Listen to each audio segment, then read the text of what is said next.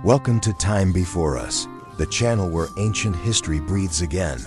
Before time had a name, before the first human breath, there existed a world fierce, forgotten, and alive. Creatures of scale and silence, predators wrapped in feathers, titans that shook the earth, lives erased, bones buried beneath eternity. But they are not lost, they are waiting. This is Time Before Us, where prehistory worlds rise again, and the stories buried in stone finally speak. Chapter 1. The Chicken from Hell. The Chicken from Hell.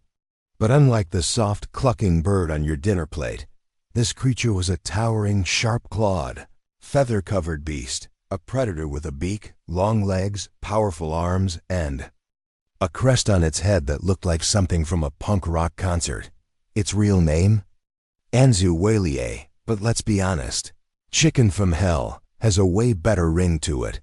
Discovered in the fossil-rich Hell Creek Formation of South Dakota, Anzu was unlike any other dinosaur paleontologists had unearthed from that region.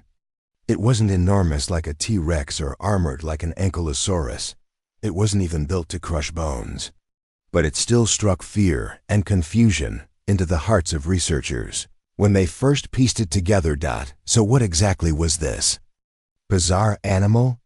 Let's find out. At first glance, Anzu looked like someone had taken leftover dinosaur parts and glued them together in the weirdest way possible. It stood roughly 10 feet long, 5 feet tall at the hip, and weighed about 600 pounds, around the size of a big motorcycle. It had long, slender legs built for speed, clawed hands capable of grasping, and a toothless beak that looked more suited to eating fruit than flesh. But don't let that fool you. Anzu was an oviraptorosaur, a branch of theropods, the same group. That includes T-Rex and Velociraptor, that had started to evolve in very strange directions. Unlike its meat-chomping cousins, Anzu likely had a much more omnivorous or even herbivorous diet. Fossil evidence suggests it probably dined on a mix of small animals, plants, and possibly even eggs, which might explain the egg thief reputation of its oviraptor relatives. And then, there were the feathers. Yes, feathers. Lots of them. Like many of its oviraptorosaur cousins, Anzu was covered in a coating of feathers, giving it a bird-like appearance, but on the body of a dino. It even had a bony crest on its skull, much like a modern cassowary. Scientists still don't fully understand the function of this crest. Maybe it was used to attract mates. Maybe it helped regulate temperature. Or maybe it was just for showing off. But one thing was clear. Anzu didn't fit the dinosaur mold we thought we knew. Anzu was officially described in 2014. The media went wild. Headlines called it a demon chicken, a bird from hell, and of course, the chicken from hell. The nickname stuck not just because of its terrifying yet funny appearance, but because of the Hell Creek Formation where its remains were found, a late Cretaceous graveyard that once teemed with life. Anzu's skeleton was incredibly well preserved. Compared to other oviraptorosaurs, which mostly came from Asia, its North American roots made it even more exciting. Finally, scientists had a clear look at a feathered, bird-like dino from the continent that gave us Jurassic Park.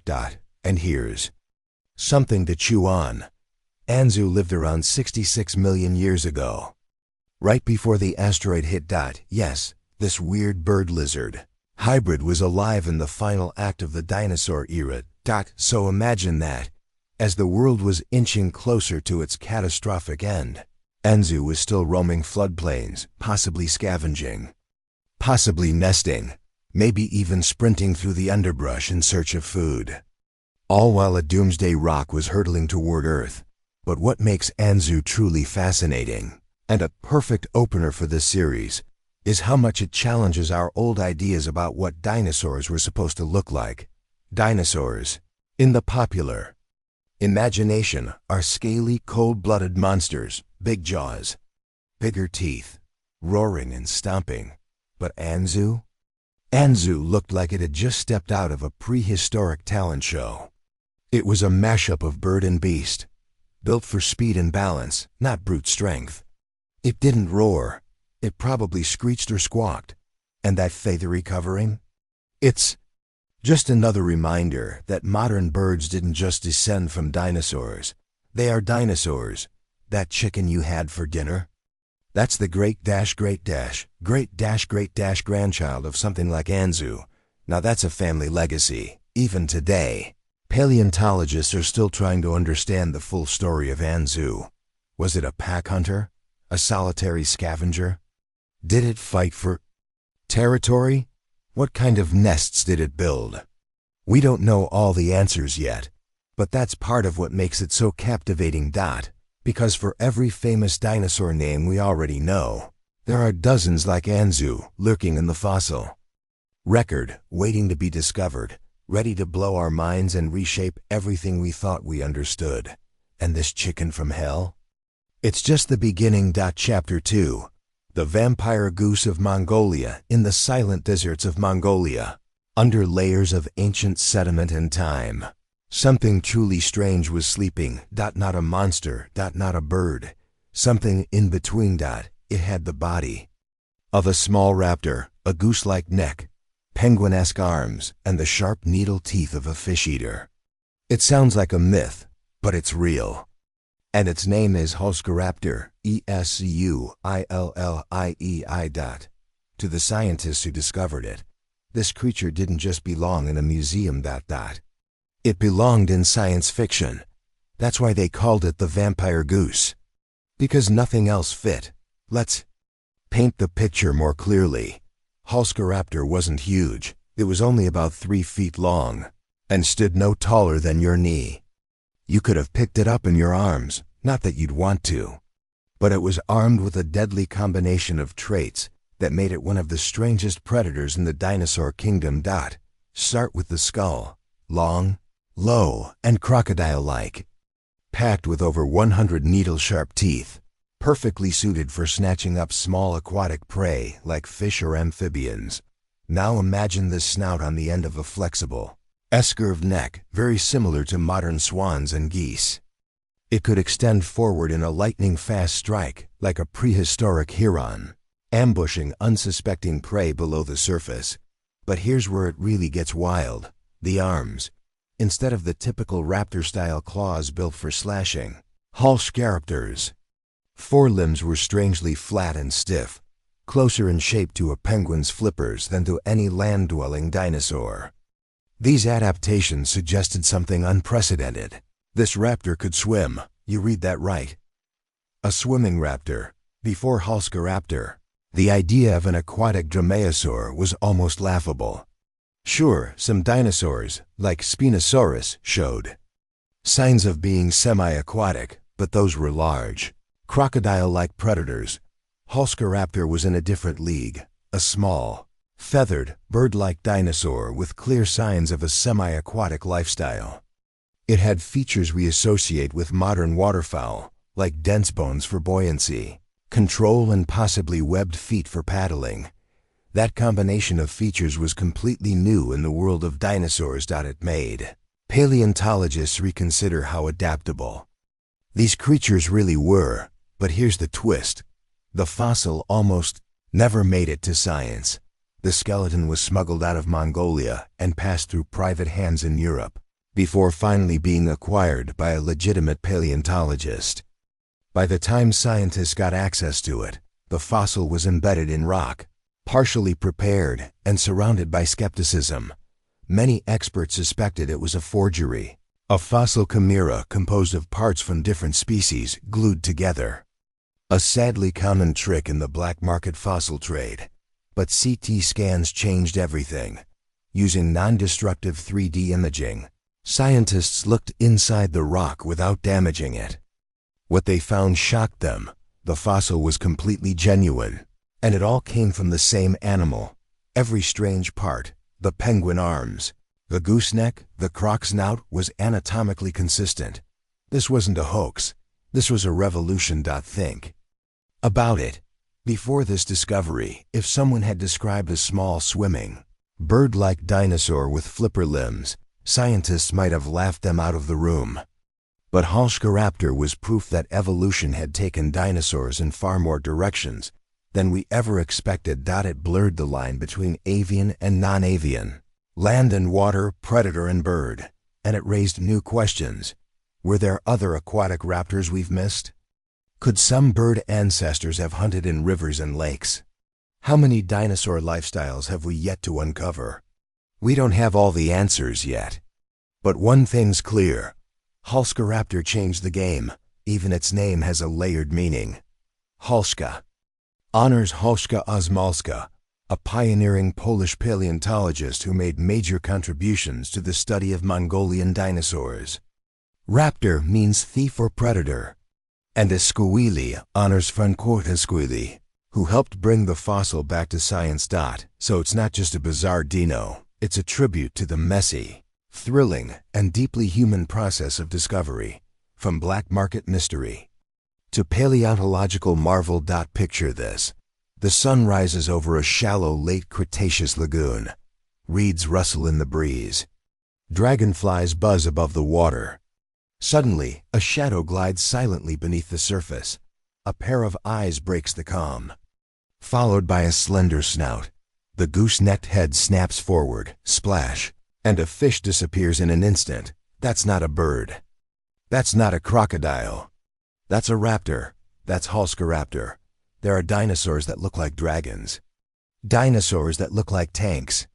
Dinosaurs that flew, ran, climbed, charged. But this one swam, and that, perhaps, makes it one of the strangest and most awe-inspiring creatures to ever walk and paddle the earth. And the best part? We're just getting started. Chapter 3: The Cow-Sized Parrot Dinosaur. Imagine trekking through a sun-dappled forest in ancient Asia, about 120 million years ago. Towering ferns and primitive pines stretch above you, filtering the sunlight into golden shards across the forest floor.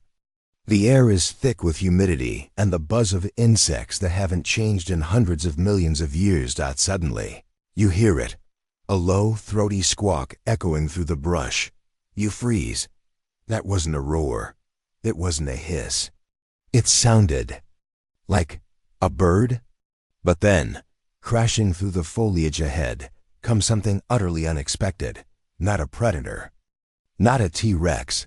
Not a graceful velociraptor. It's a cow-sized dinosaur, with the face of a parrot, stocky, beaked, feathered, quirky, and totally unforgettable. Meet Psittacosaurus, one of the strangest, most bird-like dinosaurs to ever walk the earth. And yet, you've probably never heard of it. Let's change that. Not just a parrot, a dinosaur revolution. The name Psittacosaurus means parrot lizard, and it couldn't be more fitting. Its face was dominated by a sharp, curved beak that looked almost identical to a modern macaw's, built not for tearing flesh, but for crunching plants, seeds, and possibly even tough nuts. It's a face that seems playful at first glance, until you remember it's part of a dinosaur, and a highly successful one at that. Psittacosaurus belong to the early branch of ceratopsians, the same family that would eventually evolve into heavyweights like Triceratops. But unlike those horned, frilled giants, Psittacosaurus was relatively small, about the size of a golden retriever when young, and reaching the bulk of a small cow as an adult. Still, what it lacked in size, it made up for in sheer evolutionary weirdness. The dinosaur with the most fossils. One of the most amazing things about Psittacosaurus is just how well we know it. Over the years, paleontologists have uncovered more than 400 individual fossils, from tiny hatchlings barely the size of a pigeon to full-grown adults. Some are so well preserved that they still show the impressions of skin, organs, and even pigmentation. This is the kind of fossil record that makes scientists weep with joy. Why? Because it allows them to do something almost impossible with most extinct species: reconstruct an entire life story. We know how Psittacosaurus grew, how its bones changed shape with age, how it moved, how it fed, how it may have cared for its young. We even know what its skin looked like, not just the shape, but the color, thanks to melanosums, microscopic pigment structures preserved in some fossils. Researchers were able to recreate the coloration of this creature in unprecedented detail. The result? A two-tone dinosaur with countershading, dark on top, light underneath. Just like modern animals that need camouflage in wooded environments. Think deer, think ducks, think sharks. Now think a parrot-faced dinosaur hiding in plain sight in the shadows of a Cretaceous forest. A social, herding, squawking herbivore? Psittacosaurus didn't live alone. Several fossil sites contain groups of individuals, sometimes with dozens of juveniles gathered together. One fossil famously shows a group of 34 young dinosaurs huddled around a possible parental figure. It's among the strongest evidence that some dinosaurs cared for their young and lived in social groups, much like modern birds. Can you picture it? A family of cow-sized parrot dinosaurs, feathered and noisy, foraging together for roots and seeds, keeping lookout for danger. A father or mother figure leading the way. Juveniles darting underfoot. Squawks echoing through the forest. They may have been communicating, warning, playing, teaching. That's not just behavior we associate with intelligent animals. That's behavior we associate with birds. And it's just another clue in the ever-deepening mystery of dinosaur-bird evolution. Tail quills and display behavior. Now let's get to the fashion statement. Some specimens of Psittacosaurus were found with long, stiff bristles sticking out from the base of their tails. These structures weren't feathers in the traditional sense. But they weren't scales either. They were quill-like filaments, possibly similar to porcupine spines, or even early proto-feathers. And what were they for? Display. Just like a peacock fans its feathers, or a cat puffs its tail, Psittacosaurus may have flared its tail bristles to intimidate rivals, attract mates, or signal danger to the herd. Imagine that. This awkward, parrot-faced dinosaur strutting its stuff in a mating display, tail raised like a prehistoric mohawk. It's absurd. It's hilarious. And it's probably true. Inside the dinosaur, a cloaca, a stomach, and a brain. Psittacosaurus doesn't just give us clues about dinosaur behavior. It's one of the only dinosaurs to show us internal anatomy in detail. In 2021, a fossilized specimen was studied using laser fluorescence and advanced imaging.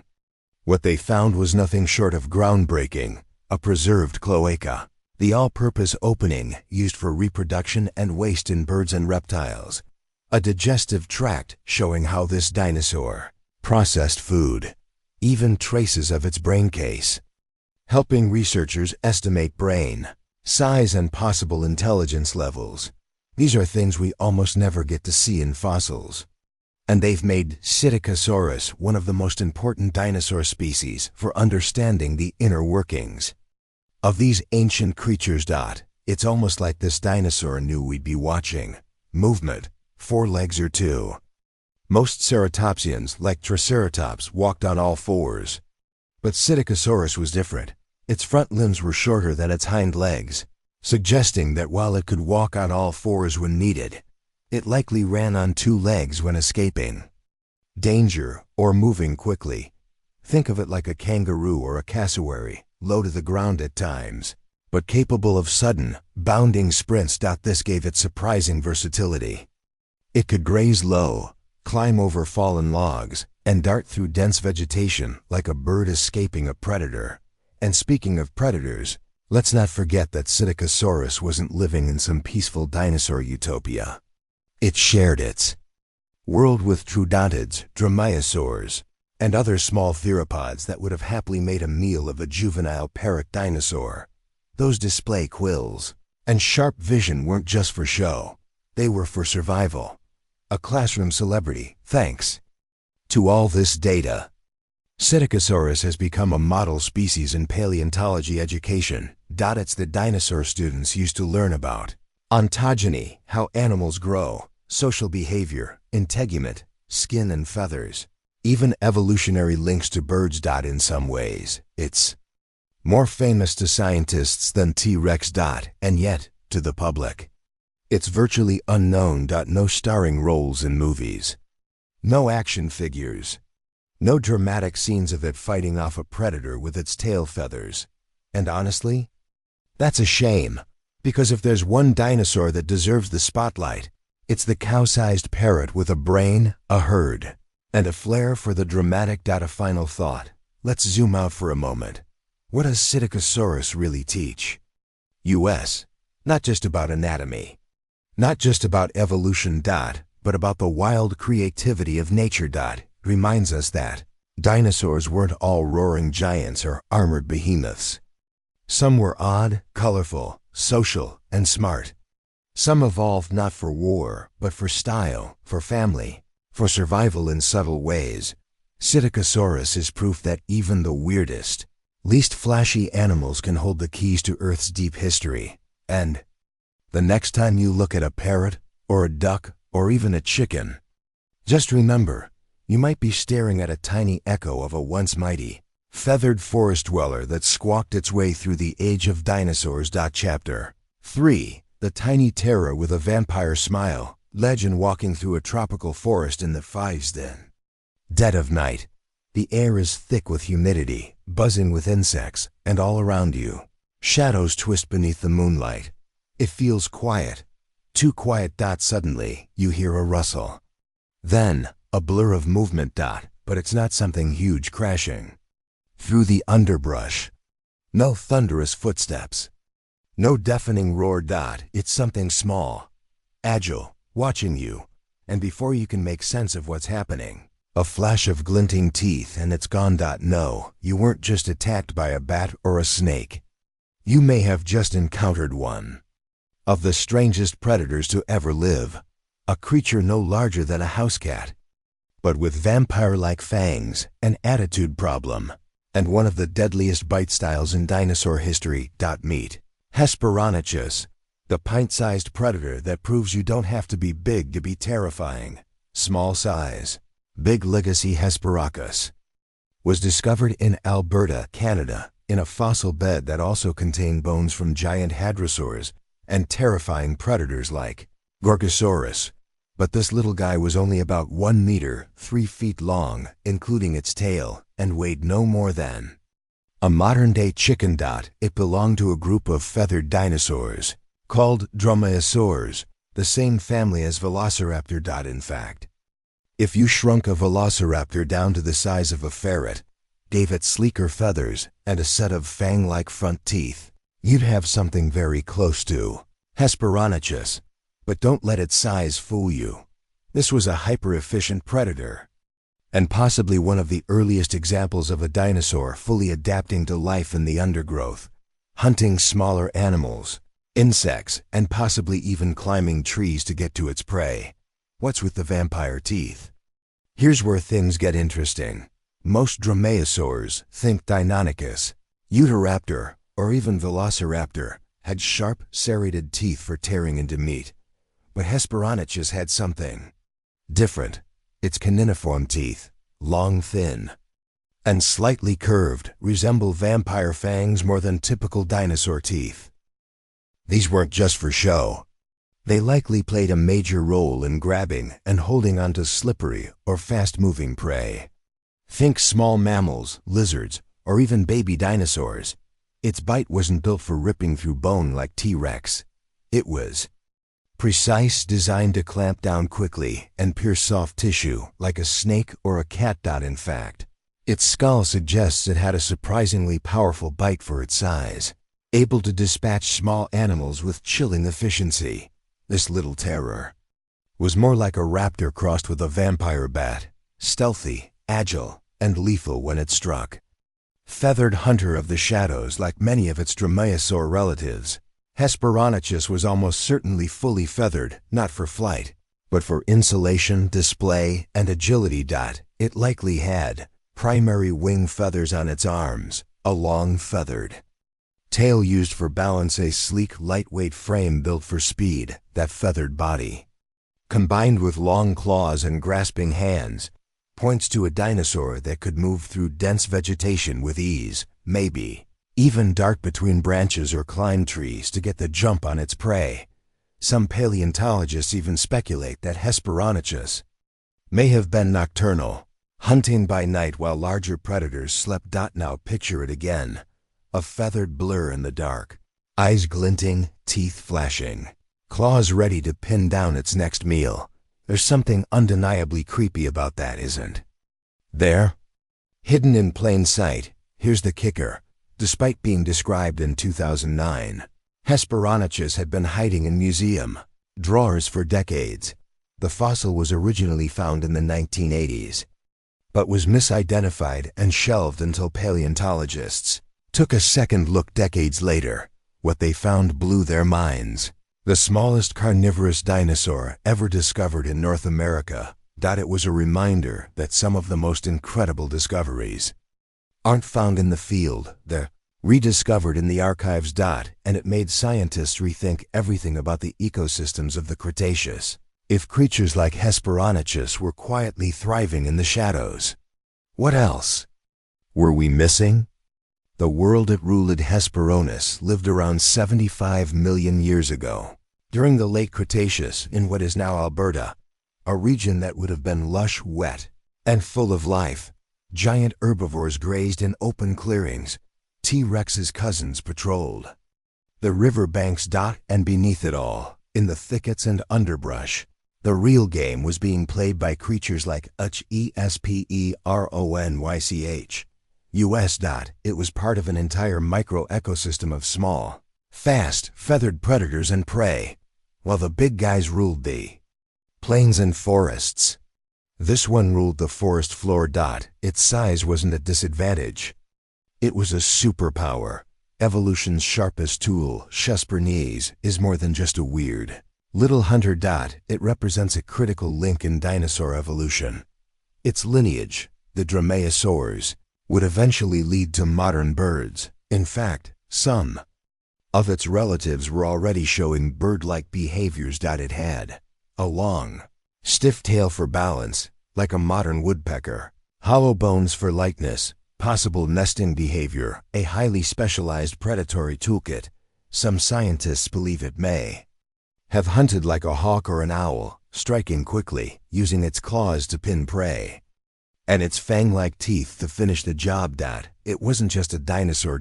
It was a prototype for the modern raptors we see today. Falcons, hawks, owls, all descended from creatures just like this. Why it hasn't made it to Hollywood yet? So why haven't we seen Hesperonychus in a Jurassic Park movie? Honestly, it's likely because it's too small and too subtle. Hollywood loves spectacle, giant jaws, stampeding herds, roaring monsters. But sometimes, the most terrifying things are the ones you don't see coming. That's what makes Hesperonychus so fascinating. It isn't about brute strength. It's about precision, stealth, and surprise. A raptor that doesn't need to chase its prey across the plain. It waits for just the right moment to pounce, and then vanishes. Could it climb trees? One of the most debated questions about Hesperonychus is whether it could climb trees.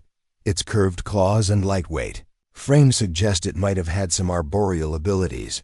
While there's no direct evidence it lived in trees like a bird, it's possible it used low-hanging branches for ambush, or climbed to escape larger predators. Imagine that, a feathered vampire with climbing claws, leaping down onto unsuspecting prey from the canopy above. You're walking through the underbrush. You look up. Too late. What it teaches us Hesperonychus is a lesson in humility. For so long, we imagined dinosaurs as giant, lumbering monsters. But the more we dig, the more we realize the truth. Some of the most successful dinosaurs weren't the biggest or loudest. They were the small, quiet killers, the ones who evolved in the margins, who adapted not to dominate, but to outwit. In a world of giants, Hesperonychus didn't just survive, it thrived. And today, its descendants might be watching you from the trees, with beady eyes and talons ready. Final thought. Here's the real twist. We always ask what if dinosaurs didn't go extinct? But creatures like Hesperonychus remind us they didn't. They just evolved. They shrunk. They feathered up. They took to the skies. And now they're everywhere. In your backyard, your city parks, even perched outside your window. The birds you hear every morning, they're living echoes of this tiny vampire with a raptor's smile. So the next time you see a crow, a hawk, or a curious little songbird, ask yourself, what ancient hunter stares back at me through those eyes? Chapter 4. The crocodile that hunted like a whale. Picture this. You're drifting through a warm, shallow sea during the age of dinosaurs. The sun glimmers through crystal clear waters, and strange fish dart around ancient reefs. All seems peaceful. Until the shadows shift below. Suddenly, a massive shape slices through the water like a torpedo. But it's not a shark. Not a mosaur. It's something much weirder. It has the armored body of a crocodile, the sleek flippers of a sea lion, and jaws filled with needle-like teeth curved backward, like fish hooks. This isn't your average reptilian predator. This is Dinosaurs, the prehistoric whale crocodile that didn't just lurk near shorelines. It ruled the open ocean. And it might just be the strangest marine hunter you've never heard of. What was Dinosaurs? Despite its name and terrifying look, Dinosaurs wasn't a dinosaur. It was part of a bizarre group of marine reptiles called metrioranchids, a now extinct branch of crocodilians. But unlike today's crocs, these creatures weren't lazy riverbank lurkers. They were fully aquatic, fast-swimming ocean predators, evolved to chase prey in open water like killer whales or dolphins. Dinosaurs was among the biggest and most fearsome of them all. It grew up to 15 to 20 feet, 4.5 to 6 meters long, with a robust body, a powerful tail, and limbs that had transformed into flippers. No more belly crawling. This beast flew through the waves. And its jaws, not the long, narrow snouts of modern crocodiles. Dinosaurs had a short, deep skull, built not to snap, but to crunch. Its name literally means tearing lizard. That says it all. Hunting like a killer whale. Now, here's where it gets fascinating. Dinosaurs didn't just swim like a whale. It hunted like one too. Its body was streamlined and lacked the heavy osteoderms, bony plates, that weigh down modern crocs. Instead, it had evolved a lighter skeleton, perfect for cutting through water at speed. Its skull was shaped more like an orca's than a crocodile's, and it had enlarged jaw muscles capable of delivering powerful bites. But perhaps its most shocking feature? The backward curved, serrated teeth, ideal for gripping slippery prey like fish, squid, and even other marine reptiles.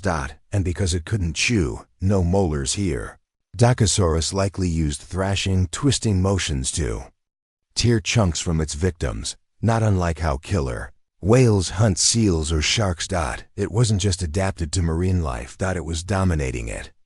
Intelligence in the ocean? We often think of marine reptiles as simple-minded, all bite, no brain. But Dinosaurs may have had a surprisingly large brain for its body size, at least compared to its crocodilian cousins. Combined with keen eyesight and directional hearing underwater, it was probably a highly efficient, possibly even strategic predator. Imagine it using bursts of speed to isolate weaker prey. Maybe it hunted in bursts from below, ambushing schools of fish. Or perhaps it prowled near the ocean floor, waiting in murky silence before striking like a crocodilian missile. Every adaptation points toward an animal perfectly tailored to its niche, one of the few reptiles that ever fully abandoned land and conquered the open ocean. Fossils and footprints. The first Dinosaurus fossils were found in Germany, though remains have since been uncovered across Europe and the Americas, from England to Argentina. One particularly complete skull, discovered in Mexico, revealed just how bulky and robust this creature's head was. It wasn't just sharp. It was built like a wrecking ball. The fossils date back to the late Jurassic and early Cretaceous, around 155 to 135 million years ago. A time when marine reptiles ruled the seas. And while Dacosaurus wasn't the only predator out there, it shared the oceans with plesiosaurs, ichthyosaurs, and even other metriorhynchids. It carved out a unique niche. It wasn't the fastest. It wasn't the biggest, but it was possibly the most specialized. Not just a croc in water, let's be clear. Dacosaurus was not just a crocodile that swam well. Its entire anatomy had transformed for ocean life. Nostrils moved toward the top of the snout for surface breathing flippers, instead of feet with bones. Fused for paddling, a vertically flattened tail, like a shark's, for propulsion. No ears, no claws, no belly scales. This animal could not survive on land.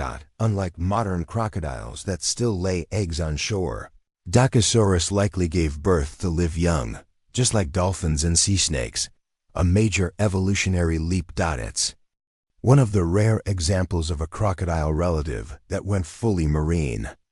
Never looking back. Evolution's strange turn. What's truly mind-blowing about Dacosaurus is that it was a crocodile gone rogue. Its ancestors were semi-aquatic, ambush predators, slow, armored, and stuck to the rivers and swamps. But somewhere along the line, a few bold crocs pushed out to sea and evolved into sleek ocean hunters. It was convergent evolution at its finest. Nature independently creating similar designs to solve similar problems. Whales evolved from land-dwelling mammals. Ichthyosaurs evolved from lizards. And Dacosaurus? A crocodile that evolved to fill a whale's role, right down to the teeth, tail, and swimming style. Sometimes the ocean doesn't just change the rules, it rewrites them. Rivals in the deep, of course.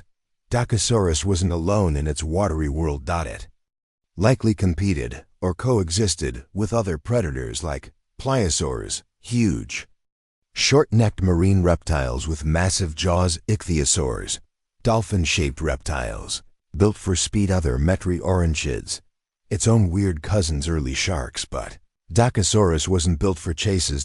It was an ambush predator, a bruiser, not a sprinter. Its short snout and powerful bite gave it an edge in close-quarters combat. It could dart into a frenzy of fish and come out with a mouthful, or target isolated swimmers like squid or baby marine reptiles. Think of it as the deep-sea mugger of its time. No frills, just teeth. Why you've never heard of it, you might be wondering, with all this drama, power, and evolutionary weirdness. Why isn't Dacosaurus more famous? The answer? It doesn't fit into the usual dinosaur narrative. It's not a T-Rex. It doesn't stomp through jungles or chase jeeps in movies. It's a marine croc with a boxy head and a life fully lived beneath the waves. And that just doesn't get much screen time. But that's exactly why it's so fascinating. It challenges how we think about prehistoric life, not just as towering land beasts, but as an ecosystem of specialized, often bizarre animals evolving in wildly different directions. Could something like Dacosaurus return? Here's a wild thought. Could we ever see something like Dacosaurus again? Modern crocodiles still cling to shorelines and swamps. But what if, over millions of years, some began adapting to the open ocean again? What if evolution rewound? It's not impossible. In fact, it's already happened once. Dacosaurus is proof that even the most grounded reptiles can grow flippers, evolve sonar-like senses, and transform into ocean-dwelling nightmares. Give evolution time.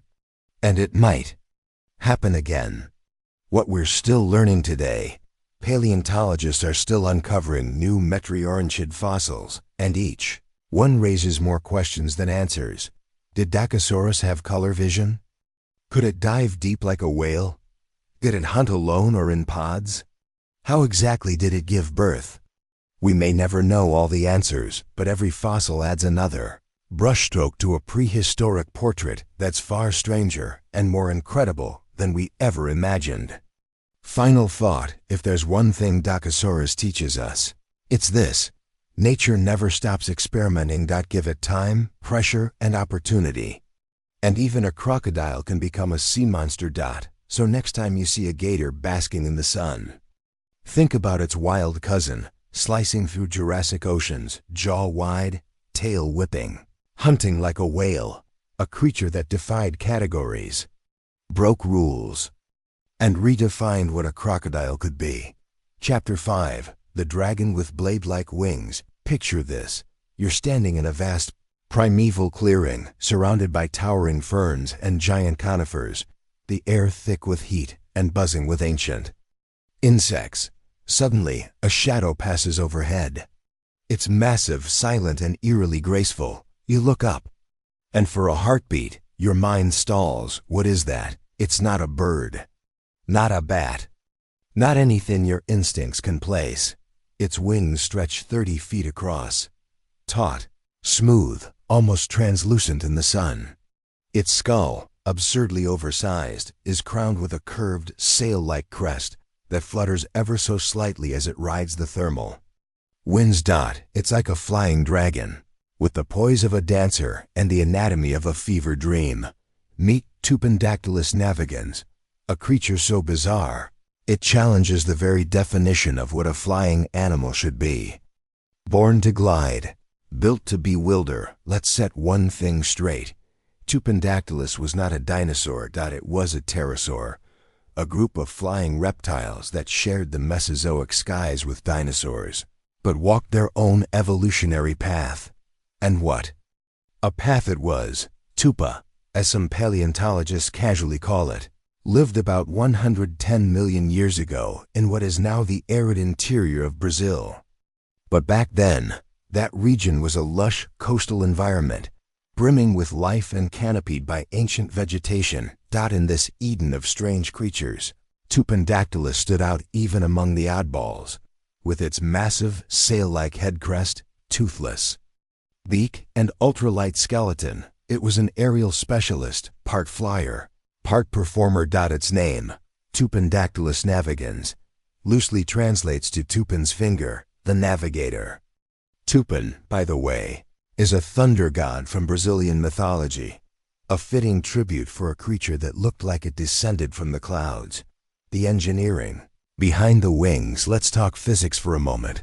Unlike birds, which rely on flapping feathers and strong breast muscles, pterosaurs like Tupandactylus flew using a single, extended finger, the fourth one, to be exact.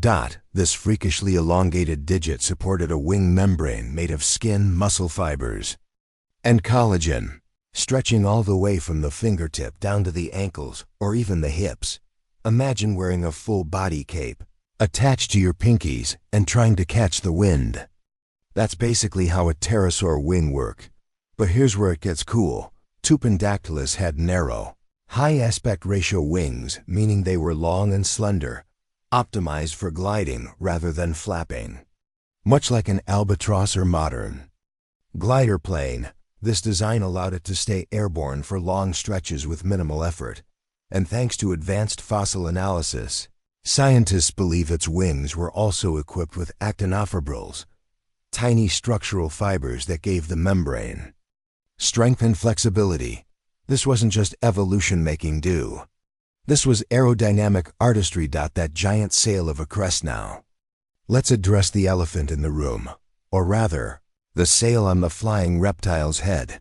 Tupandactylus's most arresting feature is without a doubt its cranial crest, a towering structure made not just of bone, but also soft tissue, much of which fossilized in stunning detail.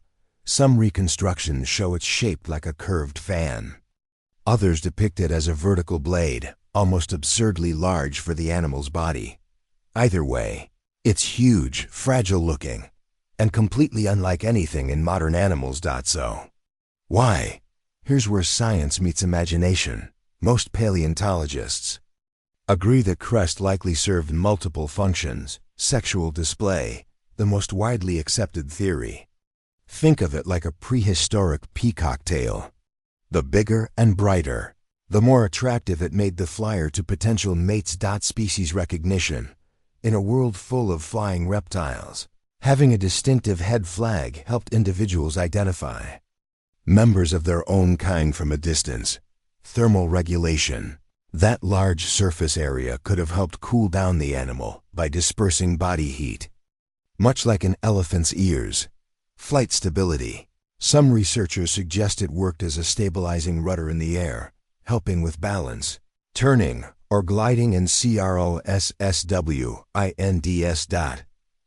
Or maybe it was just a ridiculous evolutionary flex proof that prehistoric animals, like modern ones, didn't always play it safe. Sometimes form and function were less important than flamboyance. Fossils that whisper secrets. Here's the amazing part. We know so much about Tupandactylus, not just from bones, but from fossilized soft tissue. Most of what we know about dinosaurs and prehistoric life comes from hard tissue, bones, teeth shells.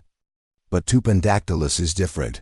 Fossils from the Crotto Formation in Brazil preserve delicate features, like wing membranes, beak, keratin, crest, skin, and blood vessels, even pigmentation traces. That's like finding a 110-million-year-old parchment still legible, an unheard-of level of preservation. It lets scientists reconstruct this creature, not just as a skeleton, but as a living, breathing, flying animal. And with that information, we can start to glimpse not just how it lived, but why it evolved the way it did. Daily life in the sky. What did a day in the life of Tupandactylus look like? Probably something like this. At dawn, it might have launched from a cliff or treetop, catching rising thermals like a hang glider. With minimal wing beats, it could soar for miles, scanning for food below. It wasn't a predator in the traditional sense.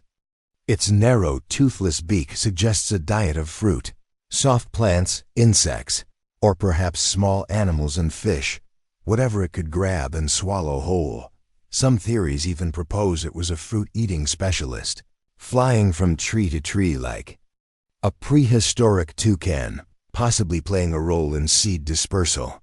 Imagine that, a giant, gliding gardener with a flagpole on its head, and at night, it may have roosted in high places, cliffs, tall trees, rocky ledges, safe from ground predators, ready to launch again with the morning wind. Social, solitary, or something else? We don't know for certain whether Tupandactylus lived alone or in groups. But some evidence hints at social behavior. Other tapered fossils have been found in groups, sometimes with juveniles and adults together, a possible sign of colony living or parental care. If Tupandactylus followed suit, it might have been part of seasonal flocks, migrating or mating in bursts, their massive crests flashing in the sun like prehistoric kites. It's a vision that feels more like a dream than science fiction, but that's the beauty of paleontology. Every fossil is a portal to a lost world. The bigger picture. So, what does Tupandactylus teach us? That evolution is not a straight line. It's not about better or smarter. It's about what works for the moment, and sometimes what works is completely wild. This creature was an aerial oddball, and yet it thrived for millions of years in its niche. Its crest, wings, and lifestyle are reminders that the natural world has always been full of surprises. We often think dinosaurs and their relatives were lumbering, drab, survival-first beasts, but Tupandactylus laughs in the face of that idea. It was flamboyant, delicate, aerodynamic, and utterly unforgettable. Closing thought. What if you saw one today? Let's end with this. If you were hiking in the jungle and Tupandactylus soared overhead, would you even recognize it? Would you think it was a kite, a glider, a drone? Or would you freeze, overwhelmed by a primal awe? Sometimes, the most otherworldly creatures aren't science fiction. They're buried in stone, waiting to remind us that the world, past and present, is far stranger and far more beautiful than we dare imagine. Chapter 6. The bonehead that baffled scientists. Expanded to approximately 2,000 words. Imagine trudging through the badlands of Montana, boots crunching against ancient gravel. The heat bears down, the silence broken only by the rustle of dry grass. You're sunburned, dusty, exhausted, and on the edge of calling it a day. You spot something. It's subtle, a gentle curve breaking the surface of the dirt. Just a hint of symmetry that doesn't quite match the jagged chaos of the surrounding rocks. Kneel, brush, tap. The hollow echo beneath your fingertips makes your heart skip. What you found is no ordinary rock. It's a skull, more precisely, the crown dome of Pachycephalosaurus, one of the most curious, misunderstood, and hotly debated dinosaurs in the fossil record. And with that one discovery, you've just opened the door to one of the greatest prehistoric puzzles of all time. Hard head, soft answers. Let's not sugarcoat it. The name Pachycephalosaurus sounds like an insult your older sibling might hurl at you during a road trip. But in truth, it translates to thick-headed lizard, and in this case, it's entirely literal, because this dinosaur, it had a skull like a wrecking ball. Imagine a dome of bone nearly 10 inches thick, denser than concrete, smoother than polished granite, and strangely beautiful in its symmetry. It's the kind of structure that makes you think, what in the world was this used for? That single question has stirred debates for decades. Some saw a built-in battering ram. Others, a status symbol. Some paleontologists even called it a prehistoric fashion statement, the dinosaurian version of a fancy hat. But here's the thing. Science doesn't always hand us easy answers. And sometimes nature builds things just because it can. Meet the Pachycephalosaurus rewinds 70 million years. North America is a different world, warm, humid, and teeming with life. Forests of conifers and flowering plants cover the land. Rivers snake through open plains. And dinosaurs, so many dinosaurs, rule the scene. Enter Pachycephalosaurus wyomengensis, about 15 feet long and weighing roughly 1,000 pounds. This two-legged herbivore was no towering giant like T-Rex, but it wasn't small either. Its body was lean and muscular, with strong hind limbs and a tail stiffened by tendons, likely used for balance and quick maneuvers. Its head, of course, was the showstopper. That unmistakable dome sat atop a short, broad skull with small, forward-facing eyes that suggest decent binocular vision. Around the dome, bony knobs and ridges added flair, maybe ornamentation, maybe function, or maybe both. Its teeth, tiny and leaf-shaped, perfect for slicing through low vegetation, fruit, or tough foliage. It didn't slash. It didn't roar, but it might have rammed, or not. Let's break down the big debate. The headbutting hypothesis and its problems. The most iconic image of Pachycephalosaurus in pop culture is pretty straightforward. Two of them, charging like bighorn sheep, heads down, SMACK.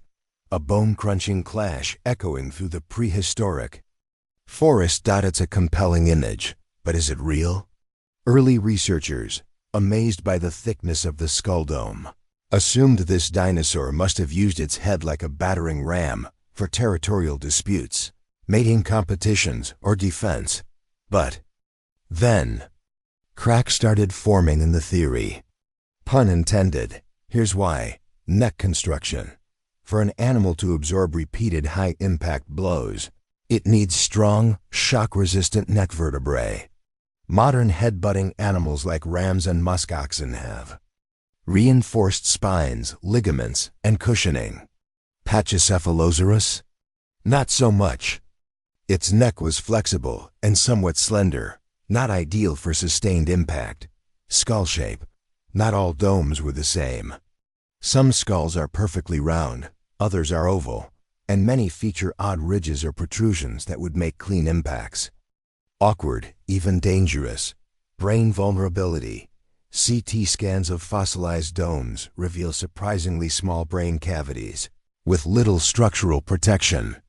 That raises serious doubts about whether its brain could withstand repeated trauma. So what are we left with? Some suggest they didn't engage in head-on battles, but flank butting, a sideways smash into the ribs or flanks of a rival. Others believe their fights may have been more like shoving matches or posturing contests, like two guys at a bar puffing their chests, hoping no one actually throws the first punch. Crests, color, and communication, here's another possibility. And one that taps into the theater of nature. What if the dome wasn't about violence at all? What if it was about being seen? Imagine a dense Cretaceous forest, filtered light streaking through tall trees. In this shadowy world, size and color matter. Standing out could mean the difference between finding a mate or going home alone. Some paleontologists believe that the domes may have been covered in vivid skin, flushed with blood vessels like the crests of roosters or the wattles of turkeys. In mating season, they might have turned brighter, more colorful, broadcasting health, vitality, and status. This idea paints Pachycephalosaurus not as a bruiser, but as a Cretaceous peacock. Flashy, confident, and a little ridiculous. And suddenly, the weird skull makes sense. It's not just a bone, it's a beacon. The identity crisis, teenagers or new species. Now for the plot twist. In the early 2000s, fossil hunters uncovered two new dome-headed dinos, Stygimoloch and Dracorex. These creatures looked like punk rock cousins of Pachycephalosaurus with gnarly spikes, flatter skulls, and wild ornamentation. Were they new species? At first, everyone thought so. But as more specimens turned up, a fascinating pattern emerged. The supposed new species had juvenile bone structures. And when researchers studied how bone remodels as animals age, they had a radical idea. What if Dracorex and Stygimoloch were just teenage Pachycephalosaurs? That would mean the dome grew thicker with age, the spikes shrank or fused. As the skull rounded out, the dramatic looks of juveniles gave way to a more uniform adult form. It's like watching a teenager with a mohawk and piercings grow into a balding middle manager. The implications? Major. It would consolidate three species into one, reshaping the family tree and forcing us to rethink how we classify dinosaurs based on fragmentary fossils. Because in paleontology, bones lie. Or at least they evolve, and sometimes they tell a story we're not ready to hear. A dinosaur among Titans Pachycephalosaurus didn't live alone. It shared the late Cretaceous landscape with some of the most famous dinosaurs of all time. Triceratops, Ankylosaurus, Edmontosaurus, and yes, Tyrannosaurus rex. So how did a relatively small, soft-bellied herbivore survive in a neighborhood full of giants? Speed, agility, smarts. Its bipedal stance and stiff tail gave it balance and mobility. Unlike lumbering sauropods or the squat ankylosaurs, Pachycephalosaurus could move. It could weave through trees, duck under branches, or escape a predator. With quick bounding strides. It probably foraged at lower levels, feeding on plants others ignored. And maybe, just maybe, it relied on that dome for last-ditch defense. A desperate shove, a lucky headbutt, enough to escape.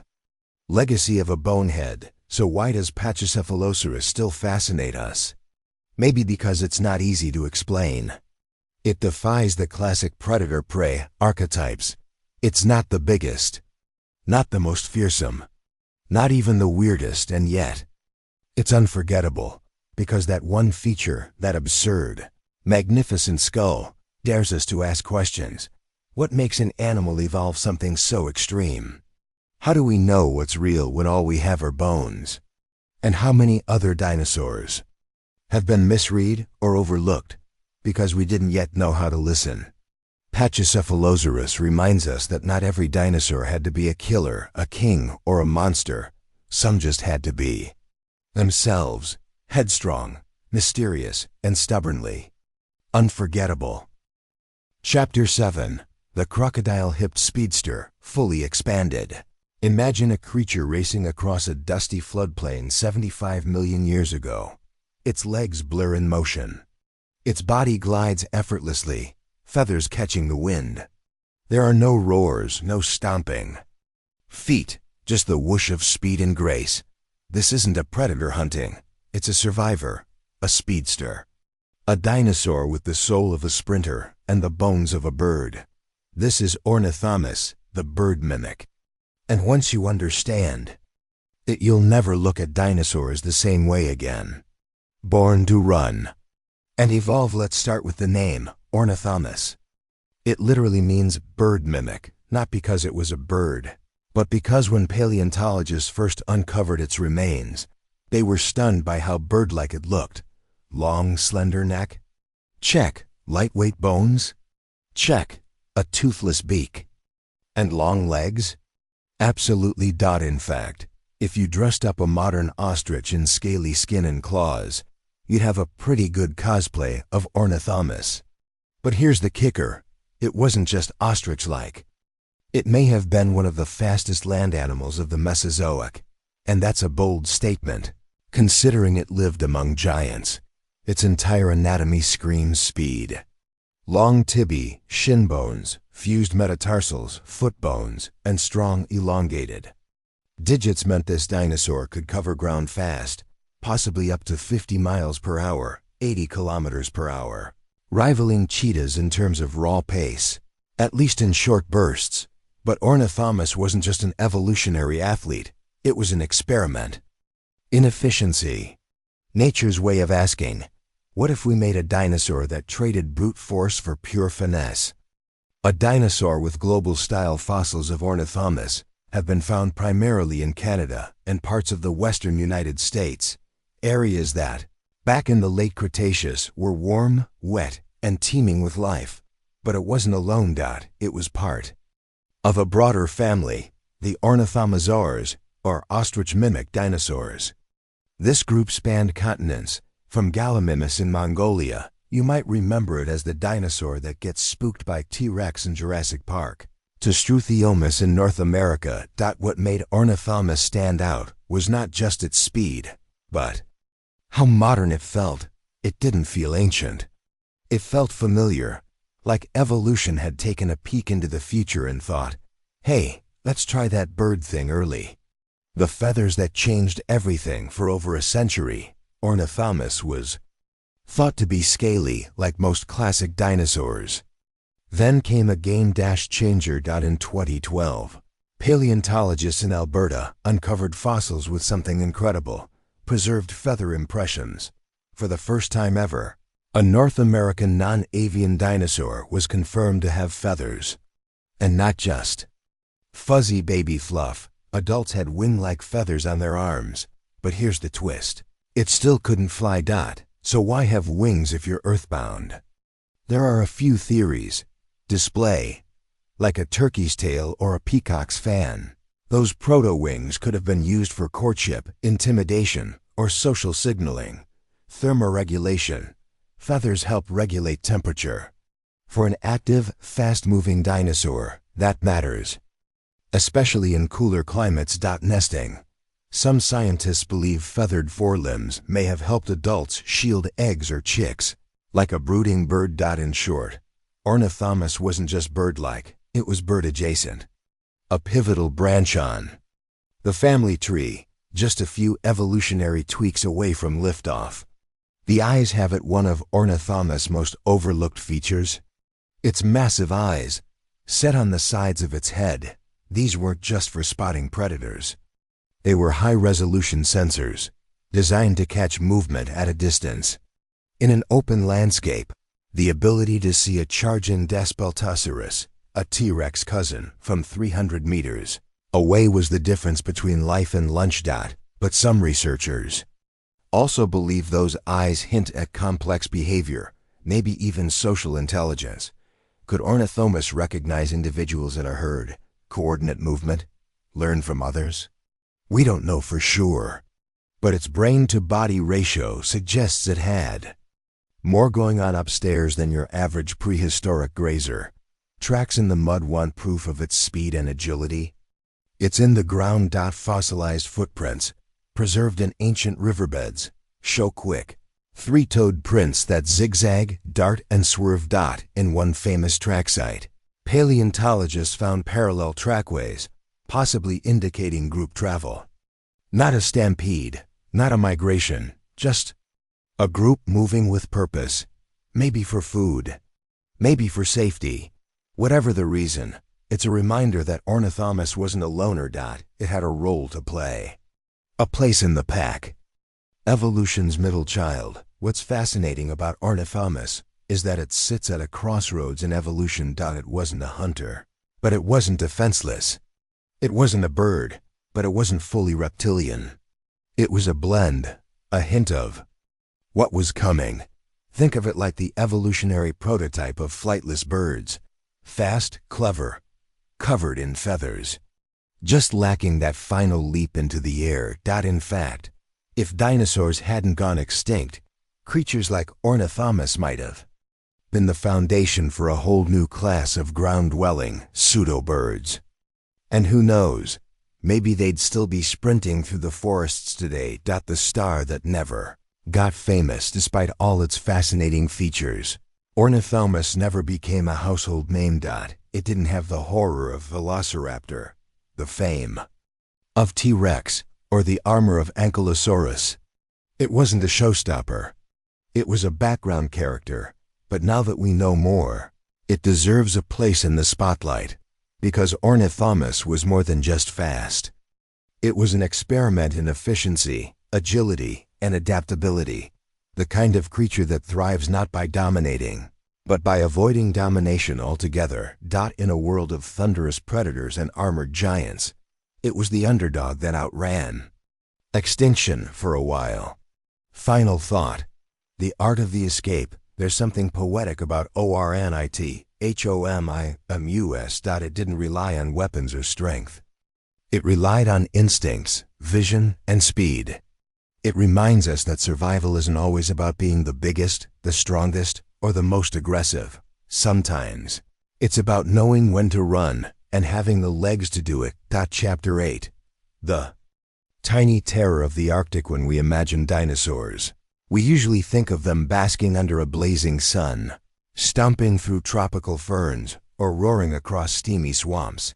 But what if I told you that some dinosaurs braved the cold? Not just chilly mornings or light snow. I'm talking real cold, dark winters, bitter frost.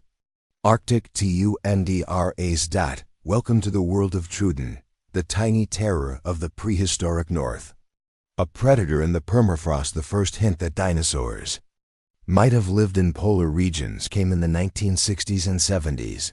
Paleontologists exploring Alaska's North Slope, well above the Arctic Circle, uncovered bones that didn't belong to mammals or marine reptiles.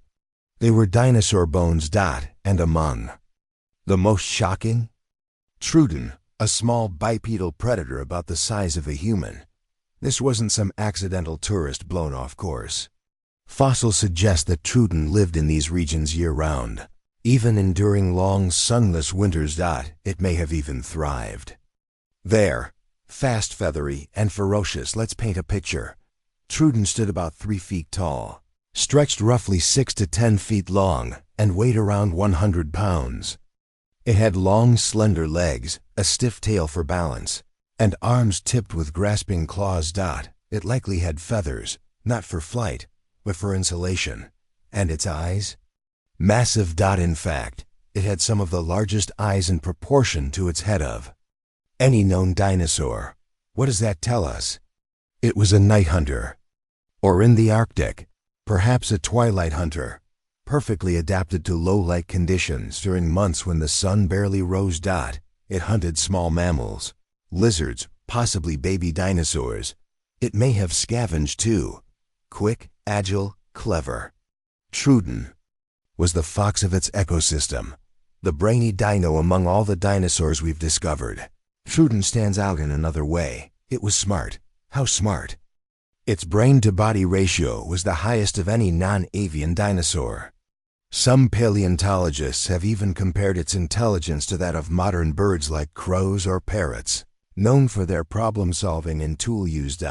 It likely had excellent memory, spatial awareness, and possibly even complex social behaviors.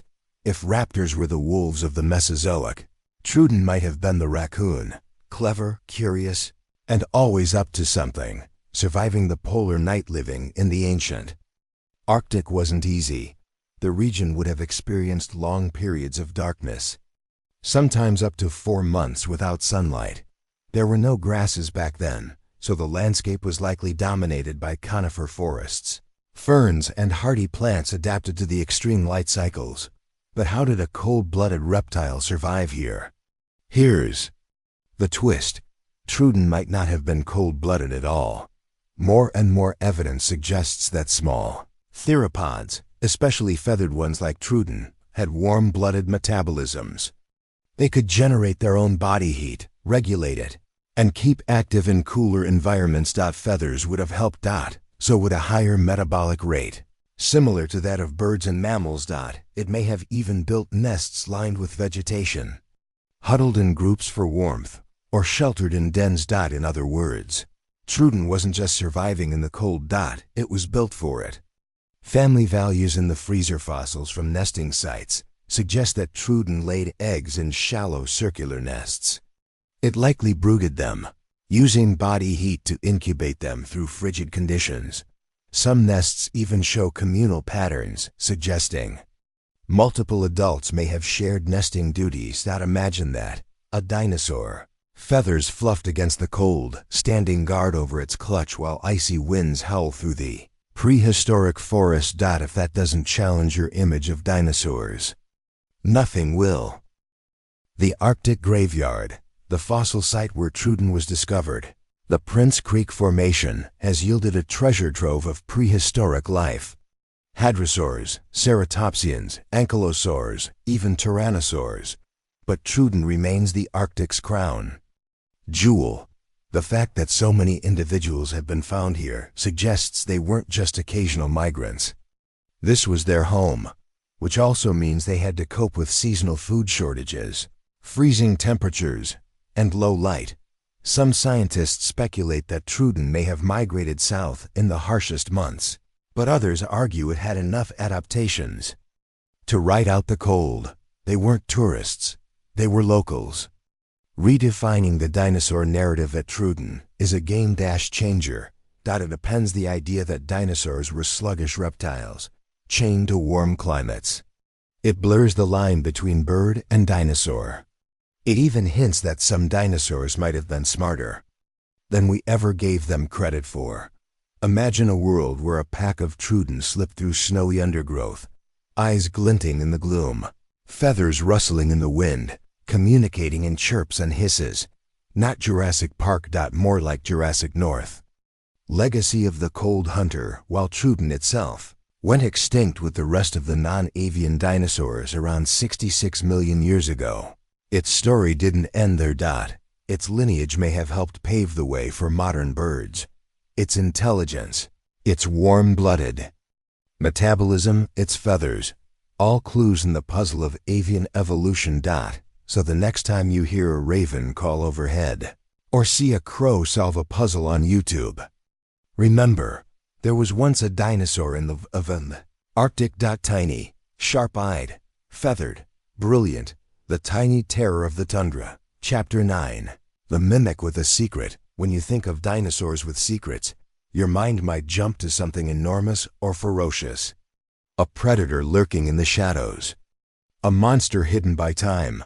But what if the dinosaur with one of the most surprising secrets wasn't a monster at all? What if it was a mimic? What if it spent its life pretending to be something it wasn't? Meet Ornithomimus, a dinosaur that, at first glance, might be mistaken for an ancient ostrich. And that's no accident. The bird that wasn't a bird, Ornithomimus, which means bird mimic, lived during the late Cretaceous period, around 76 to 66 million years ago. It roamed what is now North America, long before it would become covered in highways and shopping malls. This dinosaur was fast, feathered, and lightweight. Imagine a creature about 12 feet long and standing around 6 feet tall at the hips. It had long legs, a long tail, and a small, beak-like head without teeth. It looked like a bird. It ran like a bird. It probably even moved its arms like wings, but it wasn't a bird. And that's where the story gets strange. Built for speed and silence, everything about Ornithomimus screams efficiency. Its legs were long and built for sprinting. Some scientists Estimate it could run up to 40 to 50 miles per hour, possibly one of the fastest dinosaurs to ever live. Its lightweight body meant it could escape predators like Tyrannosaurus rex or Albertosaurus with ease. It didn't have claws for combat. It didn't have armored plates or horns. Survival meant one thing: run. Run fast. But there was another reason for its design. Ornithomimus wasn't just built for speed. It was built for deception. What did it eat? This is where paleontologists started scratching their heads. Ornithomimus didn't have the teeth of a carnivore, nor did it have the crushing jaws of an herbivore. Instead, it had a beak, and inside that beak, nothing. No teeth. Just a smooth, bird-like jaw. That has led to debate. Was it a herbivore? An omnivore? Did it eat insects, eggs, plants? Modern analogs, like ostriches and emus, feed on everything from berries to small lizards. Maybe Ornithomimus did the same. Its long arms may have helped it dig or rake the forest floor. Its speed could have made it a scavenger, dashing in to grab carrion and then escaping before the big predators noticed. Whatever it ate, Ornithomimus didn't fit neatly into any box. The feather revelation in the early 2000s. Paleontologists made a stunning discovery: fossils of Ornithomimus with preserved feather impressions. This wasn't just wishful thinking or artistic interpretation. These were real fossilized feathers. And not just simple, hair-like filaments. Some were veined feathers, like the flight feathers of modern birds. This was a game-changer. It confirmed what many had suspected. Ornithomimus wasn't just mimicking birds. It was part of the evolutionary story leading to birds. But here's the twist. Despite having feathers, it couldn't fly. Its arms weren't built for lift. Its breastbone wasn't shaped to support powerful flight muscles. These were wings without wingspan. Feathers without flight. So what were they for? Feathers for show or shelter? Scientists now believe the feathers served other purposes: thermal regulation, courtship displays, protection from the sun, maybe even brooding eggs. One fossil showed evidence of long arm feathers similar to modern wings, and their positioning suggested Ornithomimus might have used them to shelter its young, just like a bird wrapping its wings around a nest. Others proposed the feathers were part of sexual selection, males puffing up and showing off to attract mates, like modern birds of paradise. So this dinosaur wasn't just mimicking birds. In many ways, it was a bird in the making. Not so lonely after all. Ornithomimus belonged to a group of dinosaurs called ornithomimids, bird mimics. And it wasn't alone. Its relatives included Struthiomimus, Galemus, made famous in Jurassic Park, and Dinosaurs, a bizarre humpbacked giant with enormous arms. But among them, Ornithomimus stood out as one of the earliest confirmed feathered members. It also may have been one of the most widespread. Fossils have been found in multiple formations across North America, suggesting it adapted well to different environments. Not a specialist, but a survivor. Lessons from a mimic. The story of Ornithomimus is more than just an evolutionary footnote. It challenges our assumptions about dinosaurs. It blurs the line between bird and reptile. It reminds us that not all dinosaurs were built for war. Some were built for wit, speed, and subversion. Because sometimes, surviving isn't about being the biggest or baddest.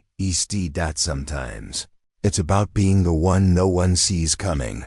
A secret hidden in plain sight. For years, Ornithomimus was overlooked. It didn't have the claws of a raptor, the teeth of a carnivore, the armor of a tank. But now we know better. It had feathers before they were cool. It cared for its young. It ran like the wind. And in its quiet mimicry, it left behind a blueprint for the future. Because in the shadow of the age of giants, this unassuming runner held the secret to something extraordinary. The birth of birds. Spinosaurus was first discovered in Egypt in 1912 by German paleontologist Ernst Stromer. What he uncovered didn't make much sense, at least not back then. long jaws like a crocodile, conical teeth, a strange sail-like structure rising from its back, and it was massive. Estimates suggest it grew over 50 feet longer than T-Rex. But what made Spinosaurus truly bizarre was this: it didn't quite walk like other theropods. Its limbs were shorter, its tail paddle-like, and its body shape seemed aquatic. Could it be a swimming dinosaur? The water walker for decades, Spinosaurus was misunderstood. The original fossils were tragically destroyed during a World War II bombing raid. But over the years, new discoveries emerged from Morocco's Kem beds, a fossil-rich desert once teeming with life. In 2014, a nearly complete Spinosaurus skeleton shocked the scientific world. It had dense bones, short legs, and flat feet, all signs of an aquatic or semi-aquatic lifestyle. Most notably, its tail was flexible and fin-like, perfect for swimming. This wasn't a land-bound predator. This was a river monster. Imagine a 50-foot dinosaur prowling ancient rivers, snatching giant fish in its croc-like jaws. That's Spinosaurus. Its eyes, set forward and slightly upward, gave it a unique perspective, like modern crocodilians, who float just below the waterline, scanning the world with watchful, reflective eyes. That eerie glint? Its so-called diamond eyes.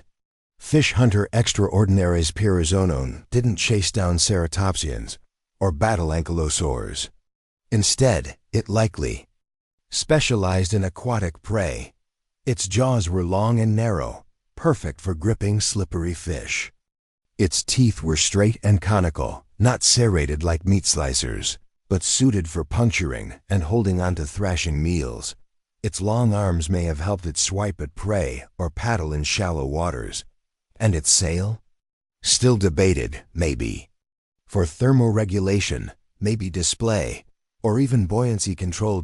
It was not a fast land runner like T-Rex, but in the water, it was a torpedo. A hunter in the sand. So how did aquatic dinosaurs survive in the desert? Well, the Sahara wasn't always a desert. In the mid-Cretaceous, it was a lush river-laced ecosystem, a complex delta, much like today's Nile or Amazon. It teemed with life: fish, crocs, turtles, other dinosaurs. And Spinosaurus was the apex predator in this wetland world. But it wasn't alone. It shared this habitat with other large predators like Carcharodontosaurus and Deltadromus. How did so many giants coexist?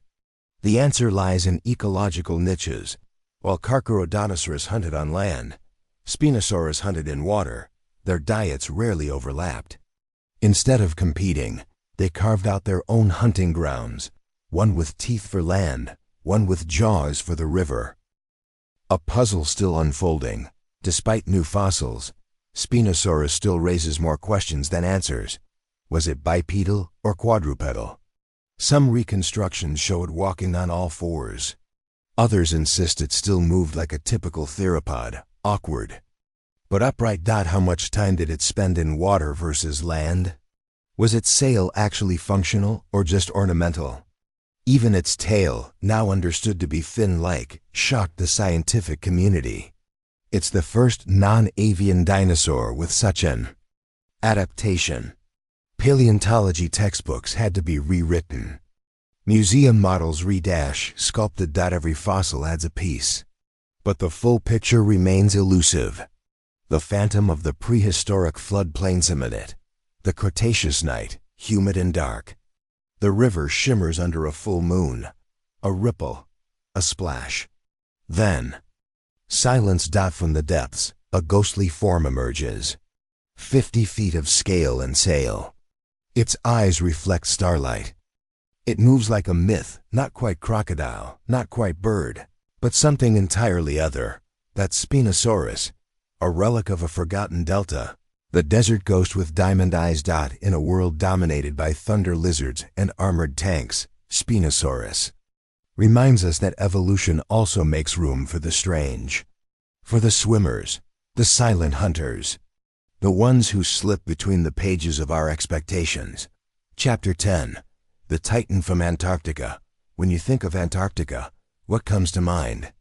Blizzards, glaciers, endless white silence, penguins maybe. But dinosaurs? Probably not. And yet, beneath layers of ancient ice and millions of years of history, paleontologists made a stunning discovery: the bones of a giant sauropod, a long-necked dinosaur that once roamed this now frozen continent. Meet Glacialisaurus, the titan of the south. Its name literally means icy lizard, and its existence rewrites everything we thought we knew about dinosaurs, climate, and Earth's ancient geography.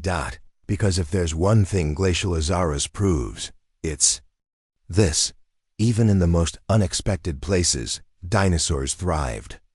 A dinosaur buried beneath the ice.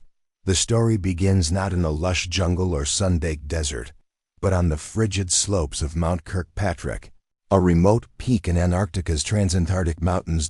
In the early 1990s, a team of paleontologists from the United States braved the sub-zero temperatures, altitude sickness, and near-impossible logistics to dig into exposed rock.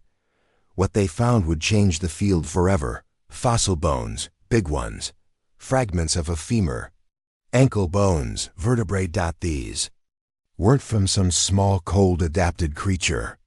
These were sauropod bones, the calling card of some of the largest animals to ever walk the Earth.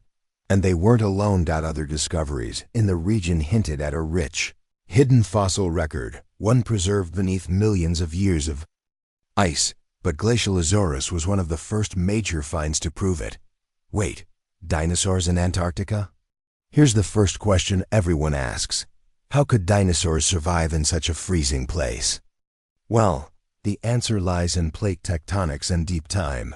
Back in the early Jurassic period, around 190 million years ago, Antarctica wasn't the frozen wasteland we know today. Instead, it was part of the supercontinent Gondwana, a massive landmass that also included modern-day South America, Africa, India, and Australia. At the time, the climate was warmer, more temperate, even in high-latitude regions like Antarctica.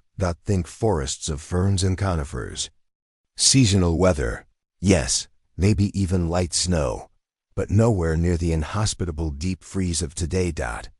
So dinosaurs like Glacialisaurus could live there comfortably, thriving in a cooler but still habitable world, and that changes everything about how we imagine their range.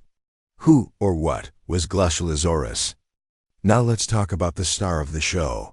Glacialisaurus was a prosauropod, an early relative of the massive long-necked sauropods like Apatosaurus or Brachiosaurus. It stood on two legs, had a long neck and tail, and likely grew up to 20 feet long. Not exactly enormous compared to later sauropods, but still impressive, especially when you imagine it walking through the Antarctic dawn. It was herbivorous, probably feeding on the hardy vegetation of the time: ferns, cycads, and early conifers. Its long limbs suggest it was built for travel, possibly migrating seasonally, or at least covering large distances in its search for food. And its discovery tells us that dinosaurs had much broader ecological tolerance than we once believed. Why this find was so important before Glacialisaurus? Most dinosaur discoveries came from classic hotspots: North America's Badlands, Argentina's Patagonia, Mongolia's Gobi Desert. But Antarctica? That was uncharted territory. The logistics alone make paleontology there nearly impossible. You need helicopters, snowmobiles, oxygen tanks, and gear that won't freeze solid. But Glacialisaurus changed that. It proved there was something to find. And more importantly, it plugged a huge gap in the fossil record, because paleontologists had long suspected that dinosaurs roamed every continent. But they didn't have solid proof for Antarctica.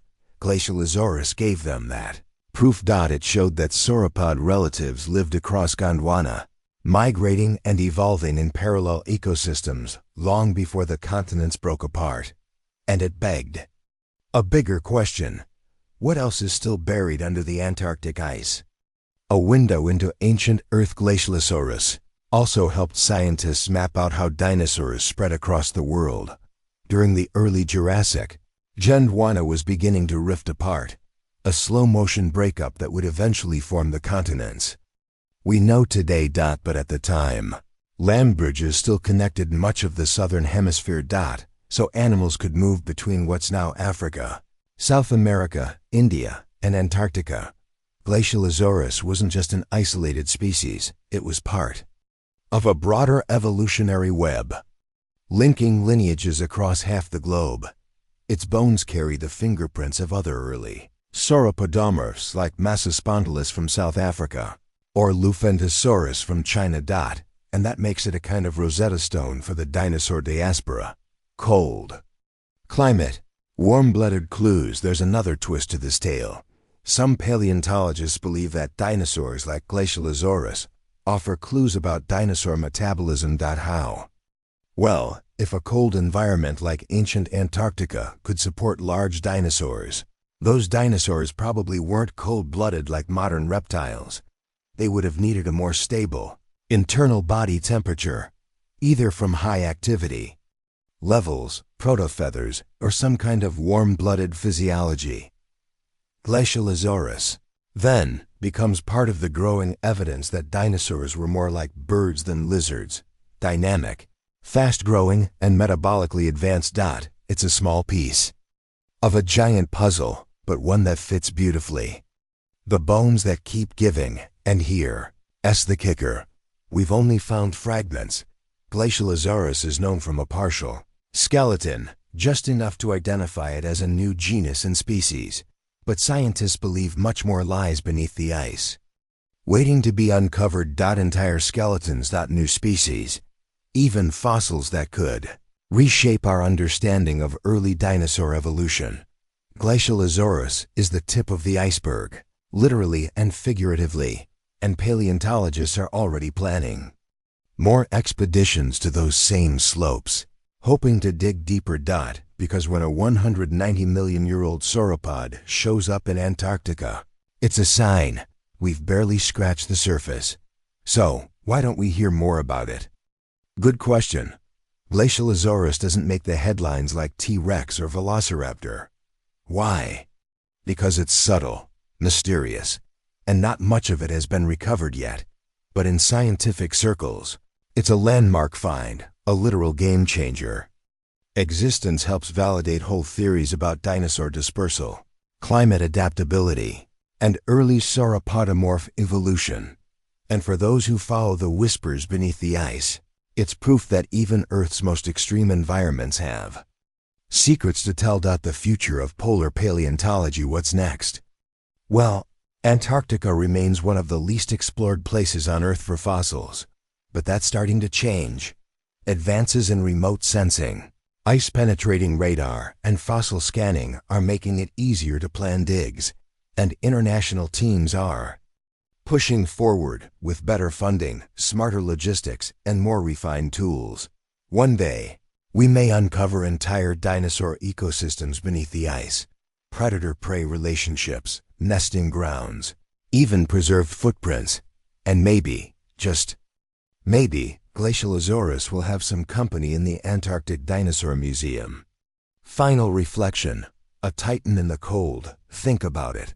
A creature the size of a car, walking through polar forests, long neck swaying, tail sweeping snow-dusted ferns. A dinosaur, surviving and thriving in a land we now consider barren and lifeless. That's not just a fossil.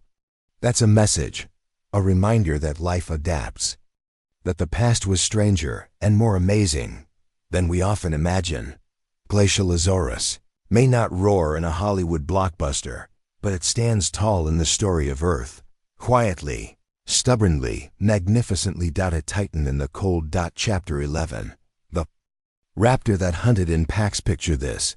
A misty, ancient forest. Towering conifers stretch skyward, and thick ferns blanket the ground. There's a sudden rustle, the briefest flash of movement. Then another. Eyes gleam in the shadows. You are not alone. Before you can even turn around, they're already surrounding you. This is the hunting ground of Deinonychus, the raptor that rewrote the book on dinosaur behavior and helped birth a revolution in paleontology. Not just another raptor. Everyone knows Velociraptor, thanks to Jurassic Park. But the real star of the raptor world, the one that changed everything, is Deinonychus anteropus, discovered in the 1960s in Montana by famed paleontologist John H. Ostrom. Deinonychus wasn't just another predator. It was lean, agile, and terrifyingly intelligent. About 11 feet long, 3 feet tall at the hip, and weighing around 160 pounds. It had a sickle-shaped claw on each foot, a curved, killing talon that could slice through flesh like a scalpel. But it wasn't the size that shocked scientists. It was the implications. Ostrom realized this creature wasn't the sluggish, tail-dragging reptile dinosaurs were thought to be. It was fast, alert, bird-like, and it may have hunted in packs. A pack? Hunter? Really? Here's where it gets fascinating. Fossils of Deinonychus have been found near the remains of much larger herbivorous dinosaurs, like Tenontosaurus. These prey animals were simply too big for a single Deinonychus to take down alone. But in groups? Coordinated ambush, one attacking the legs, another going for the neck. Like wolves. This changed the game. Suddenly, we weren't looking at dinosaurs as solitary beasts. We began to consider the possibility of complex social behavior, even communication and cooperation during a hunt. Not just muscle, but strategy. This was a predator with a brain, and it used it. Anatomy of a killer. Let's break down the weaponry. The sickle claw, up to 5 inches long. It was held off the ground like a raptor's talon, likely to keep it razor sharp. When attacking, Deinonychus could kick forward and slash, or even pin its prey and eviscerate it. Teeth and jaws. Dozens of sharp serrated teeth, ideal for slicing through meat. Fast bites. Not bone-crushing, but perfect for taking chunks from flesh. Arms and claws. Long arms with 3 fingers, each tipped with curved claws, perfect for grabbing, slashing, and holding onto prey. Tail. Rigid and counterbalanced, likely used to stabilize during fast runs or tight maneuvers. Think of it as a built-in rudder for rapid agility. Add to that keen senses, fast legs, and potential intelligence, and you've got a predator that could terrorize prey far larger than itself, especially when it wasn't alone. Feathers? Oh. Yes. If Deinonychus seems bird-like, that's because it was. Well, not a bird exactly, but it was one of the most important links in the chain from dinosaurs to birds. There's strong fossil evidence that Deinonychus, like many dromaeosaurs, had feathers. It didn't fly. It was too big for that. But its feathers may have served multiple roles: insulation, display, balance, and perhaps even brooding eggs. That's right, this terrible clawed dinosaur may have been a devoted parent, carefully guarding its nest and fluffing up its feathers to shield eggs from the cold. A far cry from the scaly, snarling monsters of old dinosaur depictions. Changing the field forever. Before Deinonychus, dinosaurs were thought to be cold-blooded, slow, and lumbering. But Ostrom's 1969 research changed that. He proposed that some dinosaurs, like Deinonychus, were warm-blooded, active, fast-moving hunters. It was radical, but it set the stage for a new era in paleontology. Later, it became one of the central pillars in the theory that birds evolved from theropod dinosaurs. In a way, Deinonychus helped reveal that modern birds are, in fact, living dinosaurs. Hunting and parenting. In some fossil sites, Deinonychus remains have been found near nests, not necessarily its own, but possibly nests of other dinosaurs. Some scientists believe these may have been targeted as food sources, a raptor raiding eggs and hatchlings, but others suggest a more tender behavior, that Deinonychus itself may have brooded its own eggs, or even fed its young. Feathers, warm-blooded. Metabolism, possibly vocal communication. You're looking at one of the smartest, most dynamic predators of the Cretaceous. habitat, and lifestyle. Deinonychus lived around 115 to 108 million years ago during the early Cretaceous. Its range stretched across what's now Montana, Oklahoma, Utah, and Wyoming. It roamed through lush floodplains, fern meadows, and dense forests, areas teeming with life.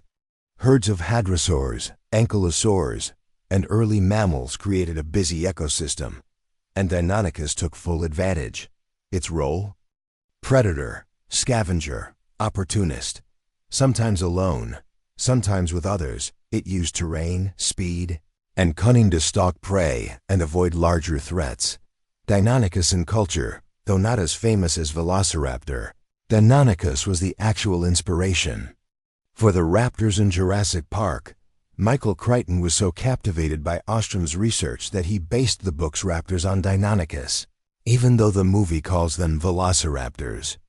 The real velociraptor was much smaller, about the size of a turkey. So when you see a 6-foot-tall, scaly pack-hunting menace on screen, you're looking at Deinonychus. Tracks in the fossil record, though body fossils give us the bones. Dinosaur tracks tell us behavior. Some fossilized footprints show groups of dromaeosaurs moving together, not in a herd like herbivores, but in coordinated lines. Was this a hunting party? Others show signs of pursuit, suggesting these predators chased their prey with terrifying speed. Still so many questions. Did Deinonychus really hunt in packs, or were these fossil beds just chance gatherings?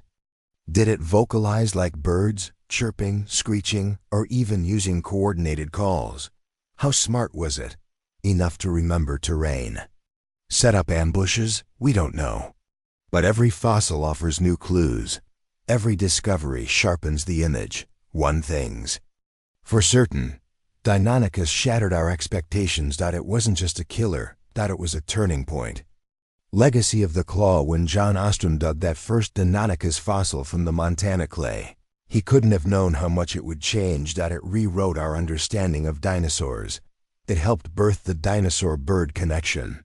It proved that intelligence, agility, and social behavior weren't limited to mammals. And it gave us the terrifying image of a pack of feathered predators, silent, fast, and deadly, weaving through ancient forests in coordinated pursuit. A new kind of terror, a new kind of dinosaur. The raptor that hunted in packs. Chapter 12. The swimmer with killer claws. Close your eyes and picture a carnivorous dinosaur. Chances are your mind conjures up a familiar image, a towering, land-stalking predator with dagger-like teeth, thunderous footsteps, and a roar that echoes across prehistoric plains. Maybe it's Tyrannosaurus rex. Maybe it's Allosaurus. Maybe it's something fast and deadly like Velociraptor. But what if I told you that some of the most formidable meat-eaters of the dinosaur world didn't chase prey across dry ground? They swam after it. Enter the world of baryonyx and suchomimus, the swimmers with killer claws, fish-eating predators that turned the standard dinosaur rulebook upside down. A discovery that changed everything in 1983. Amateur fossil hunter William Walker was exploring a clay pit in Surrey, England, when he stumbled upon something extraordinary, a huge, curved claw. At first, paleontologists weren't quite sure what they were looking at. But as the excavation continued, more bones emerged, vertebrae, jaws filled with conical teeth, and finally, massive arm bones. The creature was named Baryonyx walkeri, heavy claw, in honor of both its most distinct feature and its discoverer. This dinosaur didn't just challenge existing ideas. It demolished them. Here was a predator with an anatomy that was all wrong for a land-based killer. Narrow snout, crocodilian teeth, strong arms instead of massive jaws. And most notably, a claw nearly 12 inches, 30 centimeters, long on each hand. This wasn't your typical theropod. This was something stranger. Born to fish. One of the most surprising aspects of baryonyx was what paleontologists found inside its stomach region. Fossilized fish scales. Lots of them. And nearby, Bones from a juvenile iguanodon, possibly scavenged or even hunted. Suddenly, the anatomy made sense. That long, slender snout? Perfect for snapping fish, just like a modern-day gharial or crocodile. The conical teeth? Built for gripping slippery prey, not slicing through meat. Those massive claws? Fishing hooks, spears, deadly tools for snatching. Wriggling prey from rivers and lakes. In short, Baryonyx wasn't designed to chase herbivores across plains. It was designed to fish. Meet the Spinosaurus baryonce didn't exist in isolation. It belonged to a weird and specialized family of theropods called Spinosauridae, the same family that includes the infamous Spinosaurus. But where Spinosaurus has stolen headlines for its gigantic sail and aquatic lifestyle, Baryonyx and its African cousin Suchomimus offer an earlier, more grounded look at how this unique group evolved. Discovered in Niger in the late 1990s, Suchomimus tenerensis was like a bulked-up version of Baryonyx, longer, heavier, and with a more prominent sail along its back. Its name means crocodile. Mimic, and once again, the features were clear: long snout, fish-catching teeth, enormous hooked claws, 2 continents, 2 nearly identical fish-hunting dinosaurs, separated by an ocean, but connected by evolution, a new kind of predator before Baryonyx was found. Paleontologists thought all large theropods followed roughly the same model: huge heads, slicing teeth, short arms. Baryonyx and Suchomimus broke that mold. Instead of massive skulls, they had long, low ones. Instead of meat-slicing teeth, they had ones suited to gripping. Instead of tiny, useless arms, they had strong, muscular forelimbs tipped with scythe-like claws. These dinosaurs weren't just different in shape, they were different in strategy. Rather than wrestling other dinosaurs to the ground, they may have lurked along riverbanks, stabbing into schools of fish or dragging prey from the water's edge. Some theories even suggest they could wade or swim, hunting like prehistoric grizzly bears. Strange worlds, stranger dinosaurs. Imagine their world. You're on the edge of a vast river system, deep in the early Cretaceous, dense vegetation lines, the muddy banks. Dragonflies the size of pigeons buzz overhead. Giant turtles paddle lazily across the SHALLOWS. Then, movement, a ripple in the reeds, a splash, a shadow glides silently through the water, its snout just above the surface. It's Baryonyx, or maybe Suchomimus.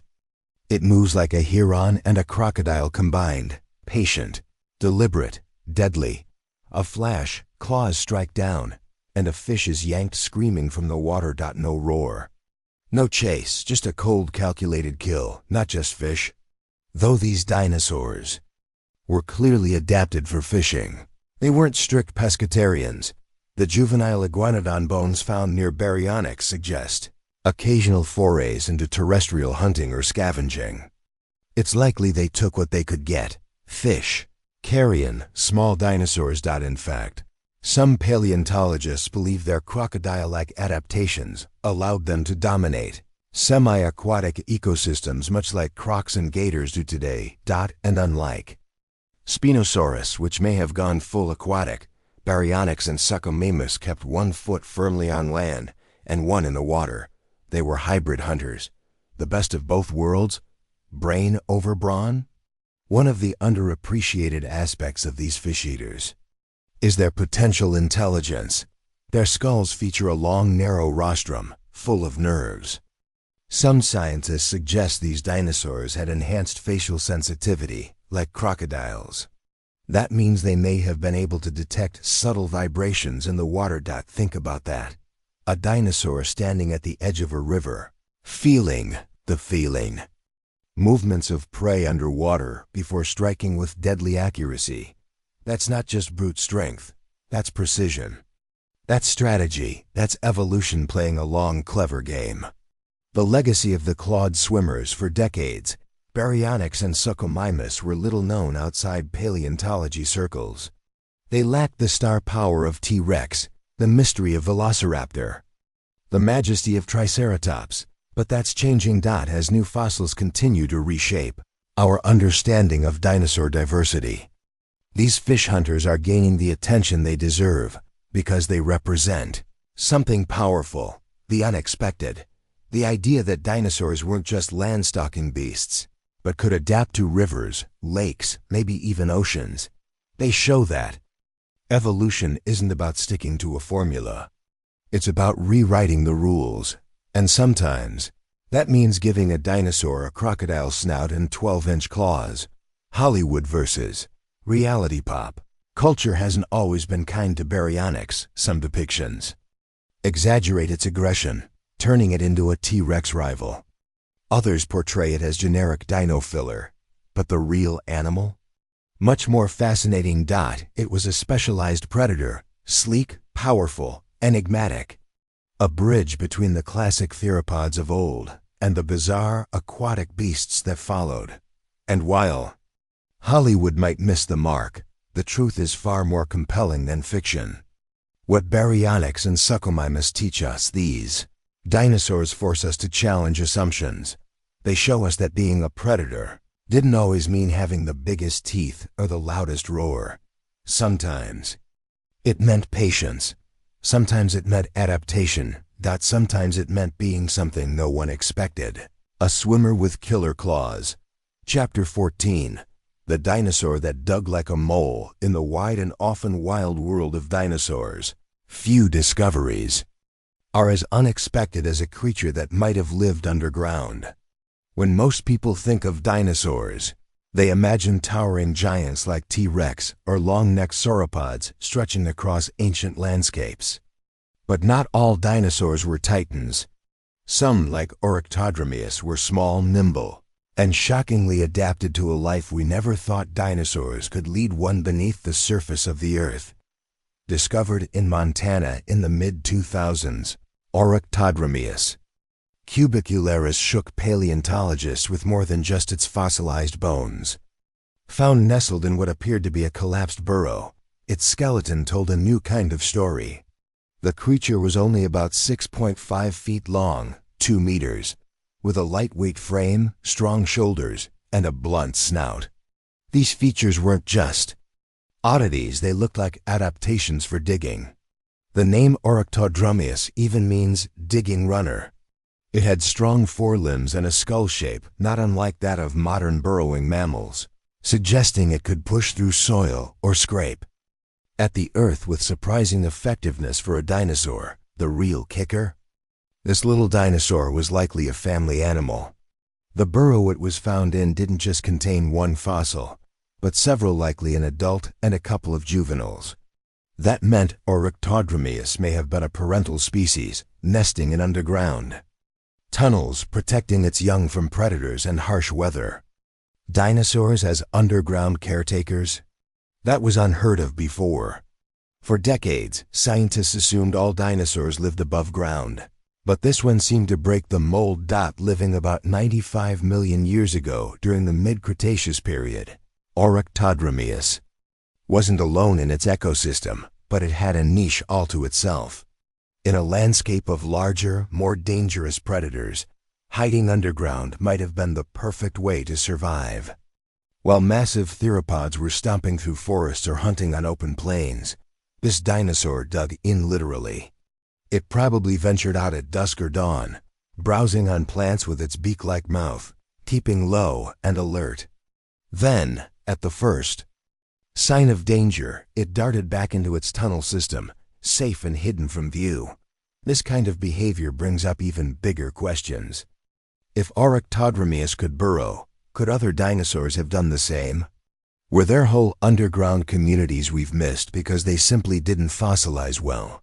Could dinosaurs have evolved behaviors we associate with modern mammals, like nesting, caring for young, and avoiding danger underground? The discovery opens the door to whole new ways of thinking about dinosaur lifestyles, not just in terms of anatomy, but behavior and survival strategies. And that's what makes Orictodromeus such an important addition to the dinosaur story. It wasn't big. It wasn't deadly. It didn't fly, swim, or rule its environment. But it did something almost no one expected. It dug like a mole. It took the rules we thought we knew and rewrote them from beneath our feet. Chapter 15. The speed daemon with hollow bones, speed, agility, lightness. These aren't words we usually associate with dinosaurs. In the popular imagination, they're often hulking, plodding monsters, slow and heavy, more like walking tanks than nimble athletes. But that picture is far from complete. In fact, if you strip away the assumptions and look at the fossil record with fresh eyes, you'll find creatures that redefined what it meant to be a dinosaur. And one of the best examples? Ornithomimus, the bird mimic that sprinted through the Cretaceous with hollow bones and legs. Built like coiled springs, Ornithomimus looked nothing like the stereotypical dinosaur. No giant jaws, no armored plates, no massive tail club. Instead, it resembled something out of a futuristic bird zoo: long legs, a toothless beak, big eyes, and a body shape for one thing: speed. It measured around 12 feet long, but only weighed about 300 pounds, giving it a lightweight frame similar to a modern ostrich. In fact, it's often described as an ostrich-like dinosaur, though that hardly captures how alien it must have looked. Its neck was long and flexible, its arms slim but powerful, and its body covered in feathers, not flight feathers, but a soft, downy coat for insulation and maybe even display. The key to its speed lay in its anatomy. Ornithomimus had long, slender leg bones, tightly connected joints, and exceptionally light skeletons thanks to air-filled cavities in the bones, the same kind of hollow structure that lets birds fly today. But instead of flying, this dinosaur ran fast. Estimates suggest it could reach speeds of up to 40 to 50 kilometers per hour, 25 to 30 miles per hour, possibly more. In a world of predators and prey, Ornithomimus was a ghost. Too fast to catch, too agile to corner, but speed alone doesn't make Ornithomimus fascinating. What really sets it apart is how bizarrely bird-like it was for something that lived 70 million years ago. Its name means bird mimic, and that's no exaggeration. It had a beak instead of teeth. Its arms likely ended in three-fingered hands capable of grasping or manipulating objects. And recent fossil discoveries from Canada even revealed evidence of primitive wings, not used for flight, but possibly for display during mating or intimidation. Its feathers, preserved in exquisite detail, changed how scientists saw the entire group it belonged to, the Ornithomimids. What did it eat? That's still debated. Without teeth, it likely wasn't a carnivore, but its beak and hands suggest an omnivorous diet. Maybe it picked at plants, fruits, insects, and small animals. Its beak could have helped it nip at soft vegetation or scoop up food on the run. It may have been opportunistic, grabbing whatever was easy to eat in its fast-paced life.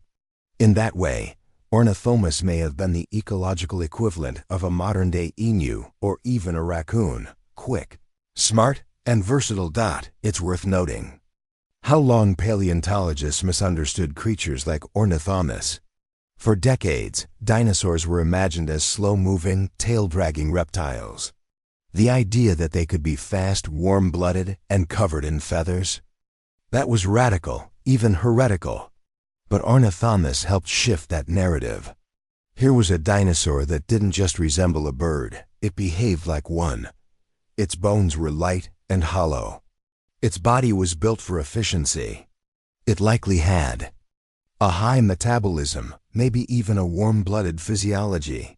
It challenged the entire cold-blooded dinosaur stereotype and gave momentum to the growing theory that birds are dinosaurs, descended from creatures just like this. What's more, Ornithomimus wasn't a fluke. It belonged to a group of dinosaurs that shared many of the same traits, the Ornithomimids. They were all built for speed. All had similar bird-like features. But Ornithomimus stands out because of the quality of fossils we found. In 2012, researchers discovered some of the best preserved specimens yet, complete with feather impressions, skin textures, and even potential wing-like structures on the forearms. That kind of preservation is rare, and it transformed how scientists reconstruct not just ornithomimus, but dinosaurs in general. In life, ornithomimus might have moved in flocks, darting across ancient floodplains in search of food and safety. It had to stay alert. The world was still full of predators, including tyrannosaurs, who wouldn't hesitate to chase down a smaller, weaker member of the herd. But that's where speed came in. In a land of giants, agility was survival. And ornithomimus had survival down to an art. So the next time someone tells you dinosaurs were all bulky and slow, remember the speed demon with hollow bones, a dinosaur that ran like an ostrich, looked like a bird, and pushed the limits of what we thought was possible in the Mesozoic. Ornithomimus wasn't just a fast dinosaur. It was a fast-forward look into the future of evolution. Chapter 16. The giant with a sail on its back. In the annals of paleontology, few dinosaurs have caused as much confusion, debate, and sheer astonishment as Spinosaurus. It was big. It was strange. And for a long time, it was a mystery wrapped in fragments. But as the pieces started to fall into place, what emerged was something no one expected. A dinosaur unlike any other. One that didn't walk the land like a typical theropod. One that may have swum. One that carried a massive sail on its back. A predator that defied every rule. Spinosaurus aegyptiacus was first described in 1912 from fossils found in Egypt, but those original bones were destroyed during World War II, leaving only sketches and descriptions for decades. That made it one of the most frustrating enigmas in paleontology, known, but out of reach.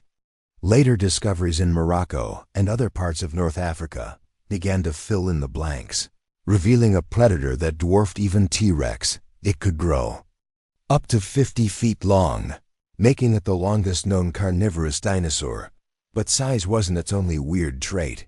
Its skull looked like a crocodile's, long and narrow, with conical teeth designed for gripping slippery prey. Its nostrils sat far back on its snout, possibly allowing it to breathe while partially submerged. Its limbs were short and stocky, especially its hind legs, strangely short for such a massive predator. And then there was the sail, a row of elongated neural spines rising out of its back, forming a massive curved ridge that made it look like a cross between a dinosaur and a dragon. What was the sail for? That's still debated. Some paleontologists believe it may have been for display, to attract mates or intimidate rivals. Others suggest it helped regulate body temperature, absorbing or dissipating heat like a solar panel. There's even speculation that it aided in swimming, acting like a stabilizer or a visual lure for aquatic prey. Whatever the function, one thing is clear: it made Spinosaurus look like something out of myth, but it wasn't myth. It was very real, and possibly the most aquatic dinosaur ever discovered. That's the most radical idea to emerge in recent years. Spinosaurus may not have just hunted near water, it may have lived in it. Fossils of its tail show an unusual, paddle-like shape, broad and flattened, far more suited to propulsion than walking. Its dense bones may have acted as ballast, helping it stay submerged. Its limb proportions, especially those shortened hind legs, suggest it wasn't built for sprinting on land, but rather paddling or wading. It might have been the dinosaur world's answer to a crocodile, or even a giant penguin, a semi-aquatic predator cruising ancient rivers, snapping up fish the size of cars. If true, that makes Spinosaurus the first truly aquatic dinosaur ever discovered. That's a big deal.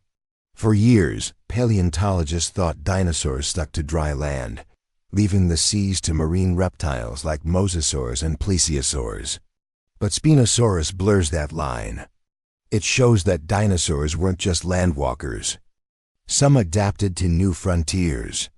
It's an evolutionary experiment writ large, a predator that abandoned speed and land-based agility in favor of buoyancy, stealth, and fishing skills.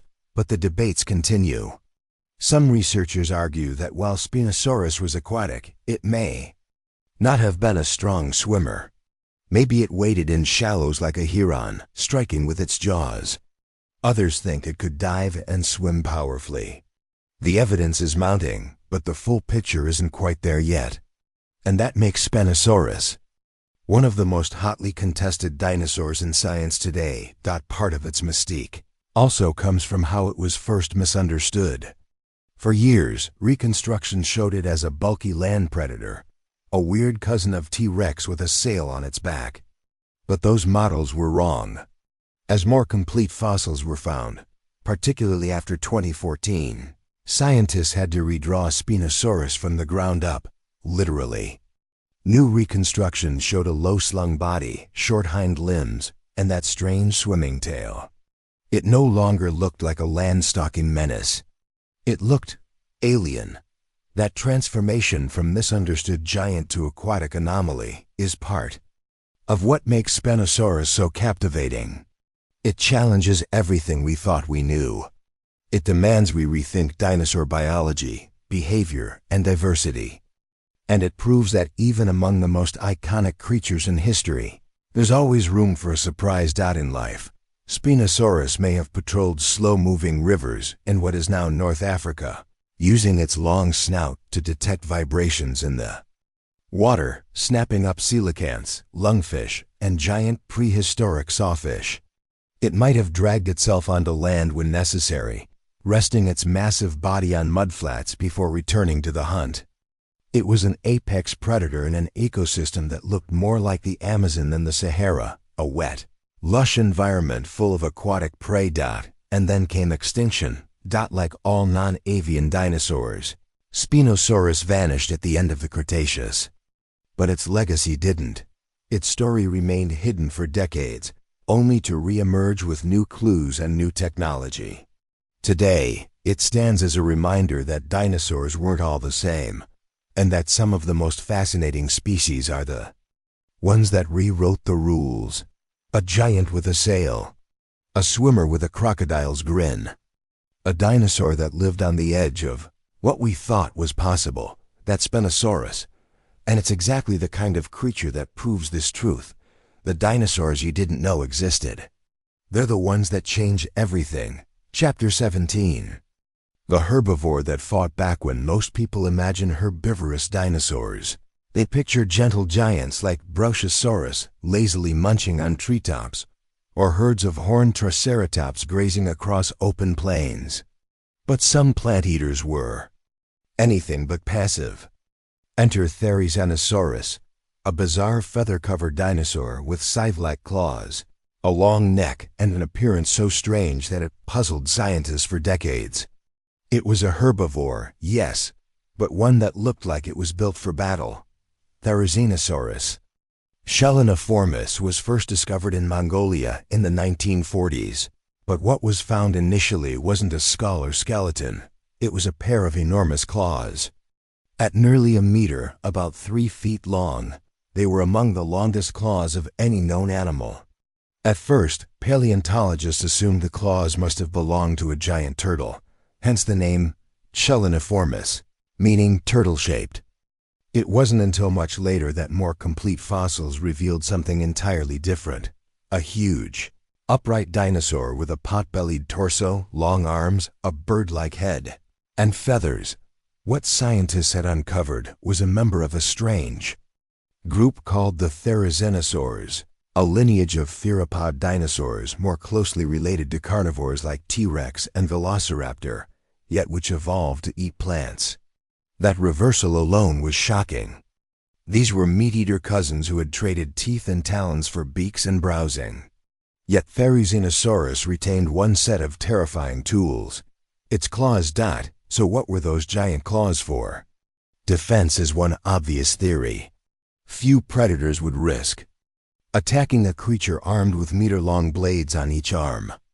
Imagine a T-Rex lunging in, only to meet a flurry of slashing talons aimed at its face. But the claws may have served other purposes as well. Some scientists believe they could have been used to pull down branches, rake vegetation, or even dig for roots. Like the claws of a giant ground sloth, they may have been multi-purpose tools, equally useful for feeding and fighting. Standing up to 10 meters, over 30 feet in length and weighing several tons, Therizinosaurus was no small target. Its build was unlike anything else in the dinosaur world. With a large gut for fermenting tough plant material, a long neck for browsing, and wide hips possibly adapted for supporting that massive belly, it looked more like a cross between a bird, a bear, and a reptile. Add in its feathery covering, and you have one of the strangest silhouettes to ever walk the earth. Its skull, however, told a gentler story.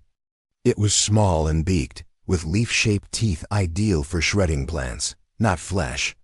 It likely fed on a variety of vegetation, ferns, cycads, maybe even fruits. But the claws? Those remained a mystery for decades, mostly because Therizinosaurus was so unique. It didn't fit any standard dinosaur mold. Even its evolutionary placement confused scientists. For a long time, no one knew where to put it. Was it a strange type of sauropod? A new group entirely? Only in the 1990s and 2000s, with the discovery of more complete therizinosaurs like Bapiosaurus and Gnathorhynchus, did the picture start to become clear. These were theropods, part of the same broader group that led to modern birds, that had taken a sharp left turn into herbivory. This twist of evolution, a meat-eater lineage becoming plant-eaters, is fascinating in itself. It suggests that theropods were more flexible and diverse than anyone imagined. And Therizinosaurus was the ultimate example of that flexibility, a giant, feathered, sickle-clawed plant-eater that looked ready for war. Its feathers are another crucial clue, though direct fossil evidence of feathers on Therizinosaurus itself is lacking. Its close relatives preserve them in exquisite detail. The Bapiosaurus, for example, had primitive feathers covering its body. That strongly suggests that Therizinosaurus was feathered too, not for flight, but for insulation, display, or perhaps brooding. This adds another layer of bird-like traits to a dinosaur already brimming with contradictions. So picture it. A giant feathered beast stalking through the forests of late Cretaceous Mongolia. Its long neck cranes through the underbrush, pecking at fronds and leaves. But if a predator dares to strike, the herbivore doesn't flee. Instead, it rears up, spreads its arms, and reveals the scythe-like weapons it carries on each hand. This wasn't just a dinosaur that survived. It was one that fought back, and that's what makes Therizinosaurus such a perfect fit for the theme of this series. It's a dinosaur you didn't know existed, because it looks like no other. A creature that defied classification for decades. A peaceful giant that carried the tools of a killer. A plant-eater that didn't run. It stood its ground. The more we learn about Therizinosaurus, the more it forces us to rethink what we know about dinosaurs. Not every plant-eater was docile. Not every predator had the upper hand. And sometimes, the strangest dinosaurs are the ones with the most to teach us. In the end, Therizinosaurus wasn't just a curiosity, it was a revelation. A herbivore that fought back, and it earned every inch of that title. Chapter 18. The feathered giant of China. When most people picture a tyrannosaur, they imagine a towering reptilian monster with scaly skin, bone-crushing jaws, and an insatiable appetite for destruction. And in most cases, they're thinking of Tyrannosaurus rex. But what if we told you that one of the most impressive tyrannosaurs ever discovered didn't fit that stereotype at all? What if this predator was not only massive and powerful, but covered in feathers? Meet Uteranus wally, the beautiful feathered tyrant from early Cretaceous China. A dinosaur that shattered expectations and rewrote the rulebook on what a giant predator could look like. At over 30 feet, 9 meters long, and weighing an estimated 1.5 tons, Uteranus was no chicken. It was the largest known feathered dinosaur ever found, and it was real. The discovery of Uteranus was a bombshell in the paleontology world. First described in 2012 from remarkably preserved fossils in Liaoning province, this dinosaur was found with clear impressions of filamentous feathers along its arms, neck, and tail. These weren't scales mistaken for feathers or speculative fluff added by artists. These were actual fossilized traces of a feathered coat. And that coat covered a predator the size of a bus. Before this, most scientists believed that large theropods, the group of bipedal carnivorous dinosaurs, lost their feathers as they grew bigger. After all, modern large animals like elephants and rhinos don't need insulation because of their size. But Uranus proved that even big predators could be fuzzy. Its feathers were likely not for flight, but for insulation. Which raises a fascinating point. The environment it lived in was relatively cool compared to other dinosaur habitats. It seems that even giants needed to bundle up sometimes. But the surprises don't stop there. Uranus also challenges the classic image of tyrannosaurs being restricted to the late Cretaceous.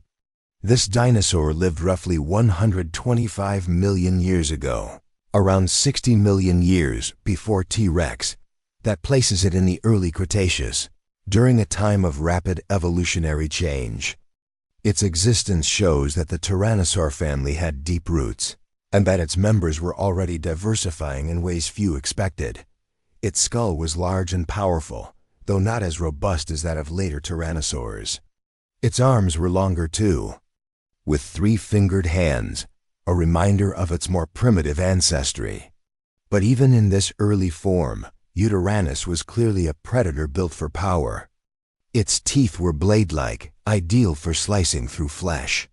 It had strong legs and a stiff tail for balance. And those feathers? They may have helped it regulate body temperature, attract mates, or signal rivals, much like birds today. Location of its discovery also matters. Liaoning province is a treasure trove of feathered dinosaurs, thanks to the fine volcanic ash that preserved them in exquisite detail. From tiny raptor-like species to bizarre early birds, this region has painted a whole new picture of dinosaur evolution. And Uranus stands tall among them as a bridge between worlds, part ferocious tyrant, part fluffy anomaly. The implications of Uranus are still being unpacked. It opened the door for researchers to question how many other large theropods may have had feathers. It blurred the line between non-avian dinosaurs and birds. And it reminded us that evolution isn't always about getting leaner or meaner. Sometimes, it means growing a coat of fuzz in a cold climate. It also complicates the image of dinosaurs in pop culture. After Uranus, it became harder to justify depicting all large carnivores as scaly monsters. It added nuance, texture, and realism. It forced filmmakers, toy makers, and even museum curators to reconsider their designs. In the end, Uranus isn't just a fascinating fossil. It's a symbol of how much we still have to learn. A reminder that the fossil record is full of surprises, waiting to append our assumptions. A feathered giant that looked like a myth, but was as real as stone. And if that doesn't count as a dinosaur you didn't know existed, nothing does. Chapter 19. The tiny titan of Madagascar. In the sun-baked fossil beds of Madagascar, paleontologists uncovered something strange, something that didn't fit the mold. At first glance, it looked like a small theropod, the kind of predator we've seen before. But then came the jaws.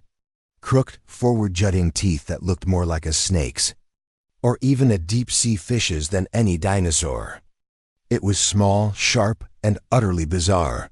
Meet Masiacosaurus knopfleri, one of the strangest little predators ever discovered. It might not have been a towering behemoth or an apex killer, but what it lacked in size, it made up for in weirdness.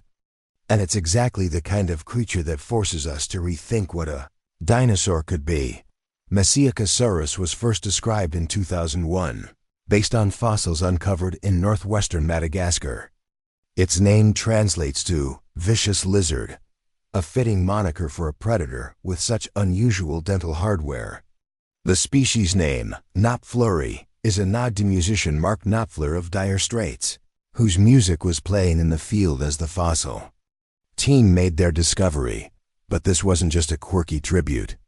The dinosaur itself was a revelation. It belonged to a group known as Nosaurids, small, lightly built predatory theropods closely related to the Apatosaurs, the same bizarre family that includes the famous Carnotaurus.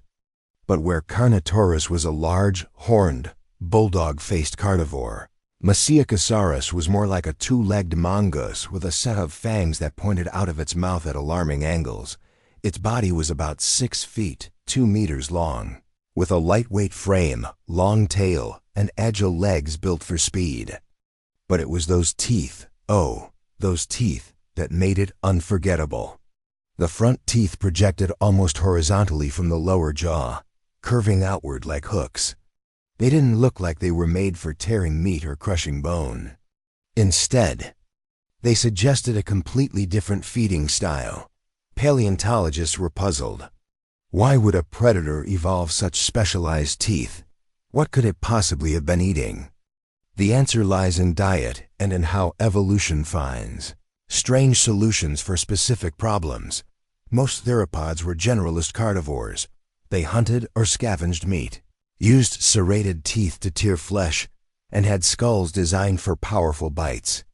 But Masiakasaurus was different. Its forward-jutting teeth weren't ideal for large prey. Instead, they seemed perfect for snatching small, slippery creatures. The most likely explanation? Masiakasaurus was a specialized insectivore, or piscivore, an eater of insects and possibly fish. Its dental arrangement would have been ideal for nabbing fast-moving prey like lizards, amphibians, or even crustaceans. This little dinosaur may have stalked streams, riverbanks, or forest floors, darting after anything small enough to fit in its narrow jaws. In this way, Masiakasaurus might have filled an ecological role similar to that of modern foxes, herons, or even raccoons. A nimble, opportunistic hunter with a diverse palate and the tools to match. But its weirdness didn't stop at the teeth.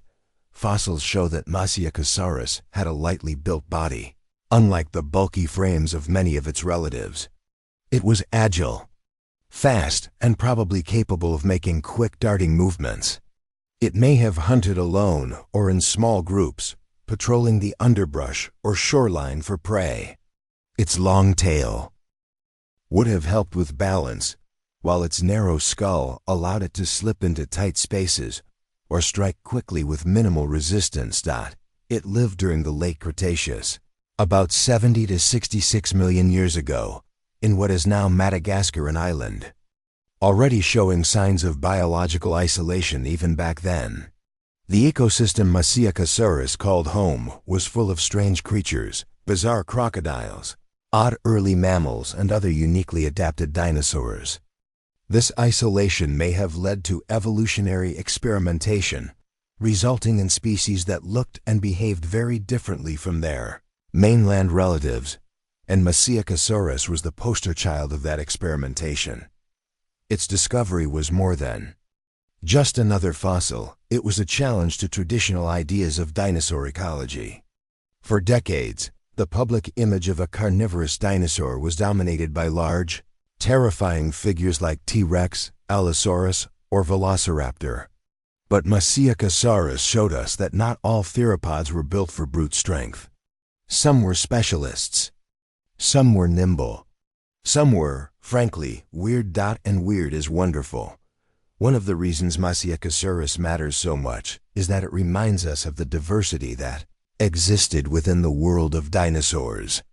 These creatures weren't just big, stomping monsters. They were varied, nuanced, and highly adapted to their environments.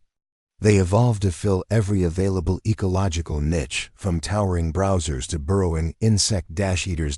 When we picture dinosaurs, it's easy to think only of the giants. But creatures like Masiakasaurus were just as successful, just as important, and arguably even more fascinating.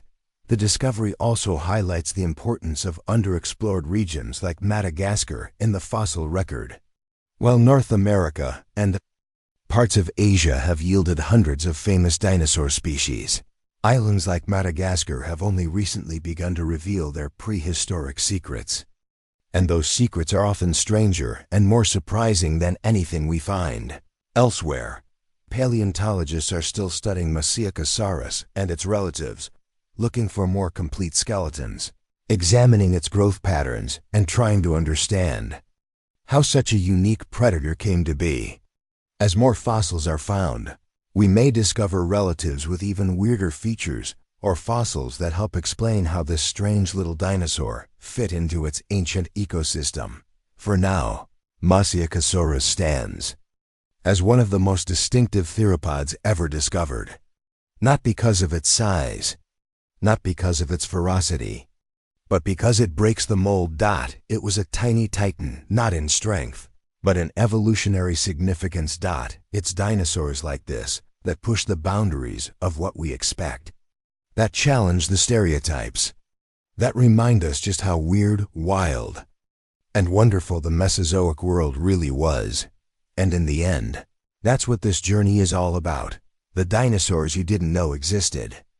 They're the ones that make you stop and stare, even if they're only the size of a Labrador. With teeth like a barracuda. Chapter 20. The dinosaur that looked like a bird. But wasn't it perched in the ancient forests of what is now China, gliding between trees like a shadow? With feathers on its limbs and a tail like a fan, it looked every bit like a bird. But it wasn't. It was something stranger. Something caught in the evolutionary crossroads of flight. This was Microraptor, and it was a dinosaur that could have been mistaken for a crow, if not for the claws, the teeth, and the sheer mystery surrounding its place in history. Microraptor gooey, as it's formally known, was barely the size of a house cat. It lived around 120 million years ago in the early Cretaceous period, in what was then a lush, warm ecosystem teeming with life. What makes Microraptor so captivating isn't just its size or its appearance. It's what it tells us about the blurred line between dinosaurs and birds. This creature had flight feathers on all four of its limbs, wings on the arms, and feathered extensions on the legs. It also had long, pennaceous tail feathers that helped stabilize it in the air. It was, in essence, a four-winged dinosaur. And that changes everything. For a long time, the story of flight was told in clean lines. Reptiles gave rise to dinosaurs. Dinosaurs gave rise to birds, and birds took to the skies. But Microraptor throws a wrench in that simplicity. It wasn't a bird, but it had feathers. It didn't just have wings, it had wings on its legs, a feature that doesn't exist in any modern bird. It had claws on its hands and feet, teeth in its jaws, and a long bony tail, all distinctly non-avian traits. Yet it flew. Well, maybe it glided. That's still debated. Some scientists argue that Microraptor was capable of powered flight using its strong breast muscles and aerodynamic shape. Others suggest it was more of a glider, using its four wings to drift from branch to branch like a flying squirrel. Either way, it was airborne, and that's what matters. It proves that flight didn't evolve in a straight line. It evolved in experiments in weird, unexpected forms. The fossil record of Microraptor is one of the best in the world. Many specimens have been found with exquisite feather impressions preserved in fine volcanic ash from the Liaoning province in China. These fossils show everything: the shape of its feathers, the curve of its claws, even hints of its original coloration. One study using microscopic analysis of fossilized pigment cells suggested that Microraptor may have been iridescent, shimmering with glossy black-blue hues like a modern crow or raven.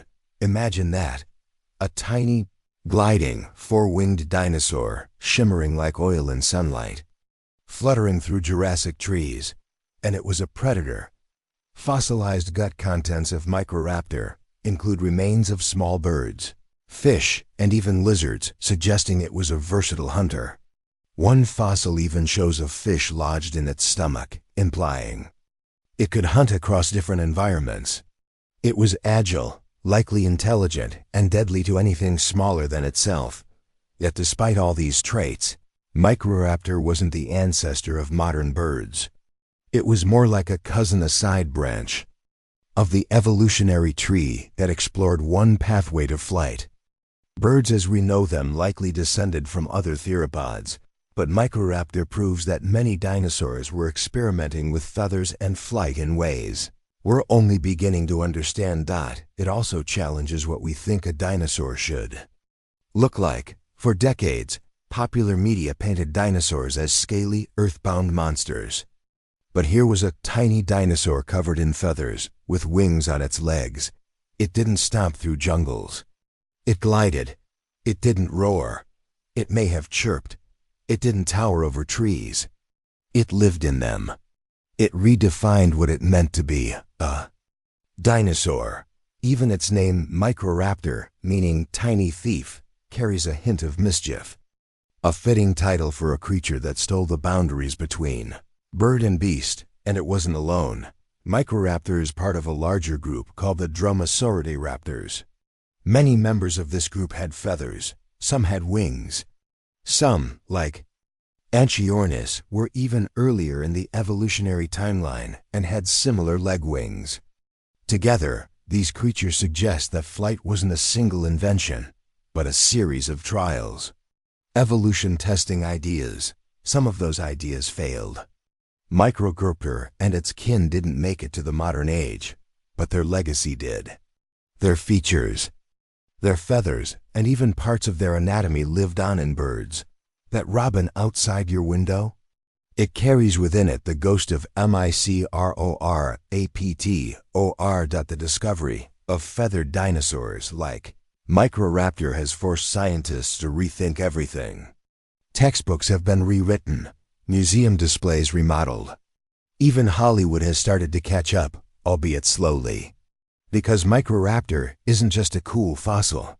It's a window into deep time, into the very process of evolution unfolding. It is, in every sense, a dinosaur you didn't know existed.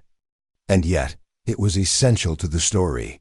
From deserts to swamps, from giants to gliders, we've traveled across time with this series, unearthing some of the strangest, most surprising creatures ever to walk the earth. And if there's one thing they all have in common, it's this: they shattered the mold. They weren't just reptiles. They weren't just ancient. They were pioneers, each one challenging what it meant to be a dinosaur. And Microraptor?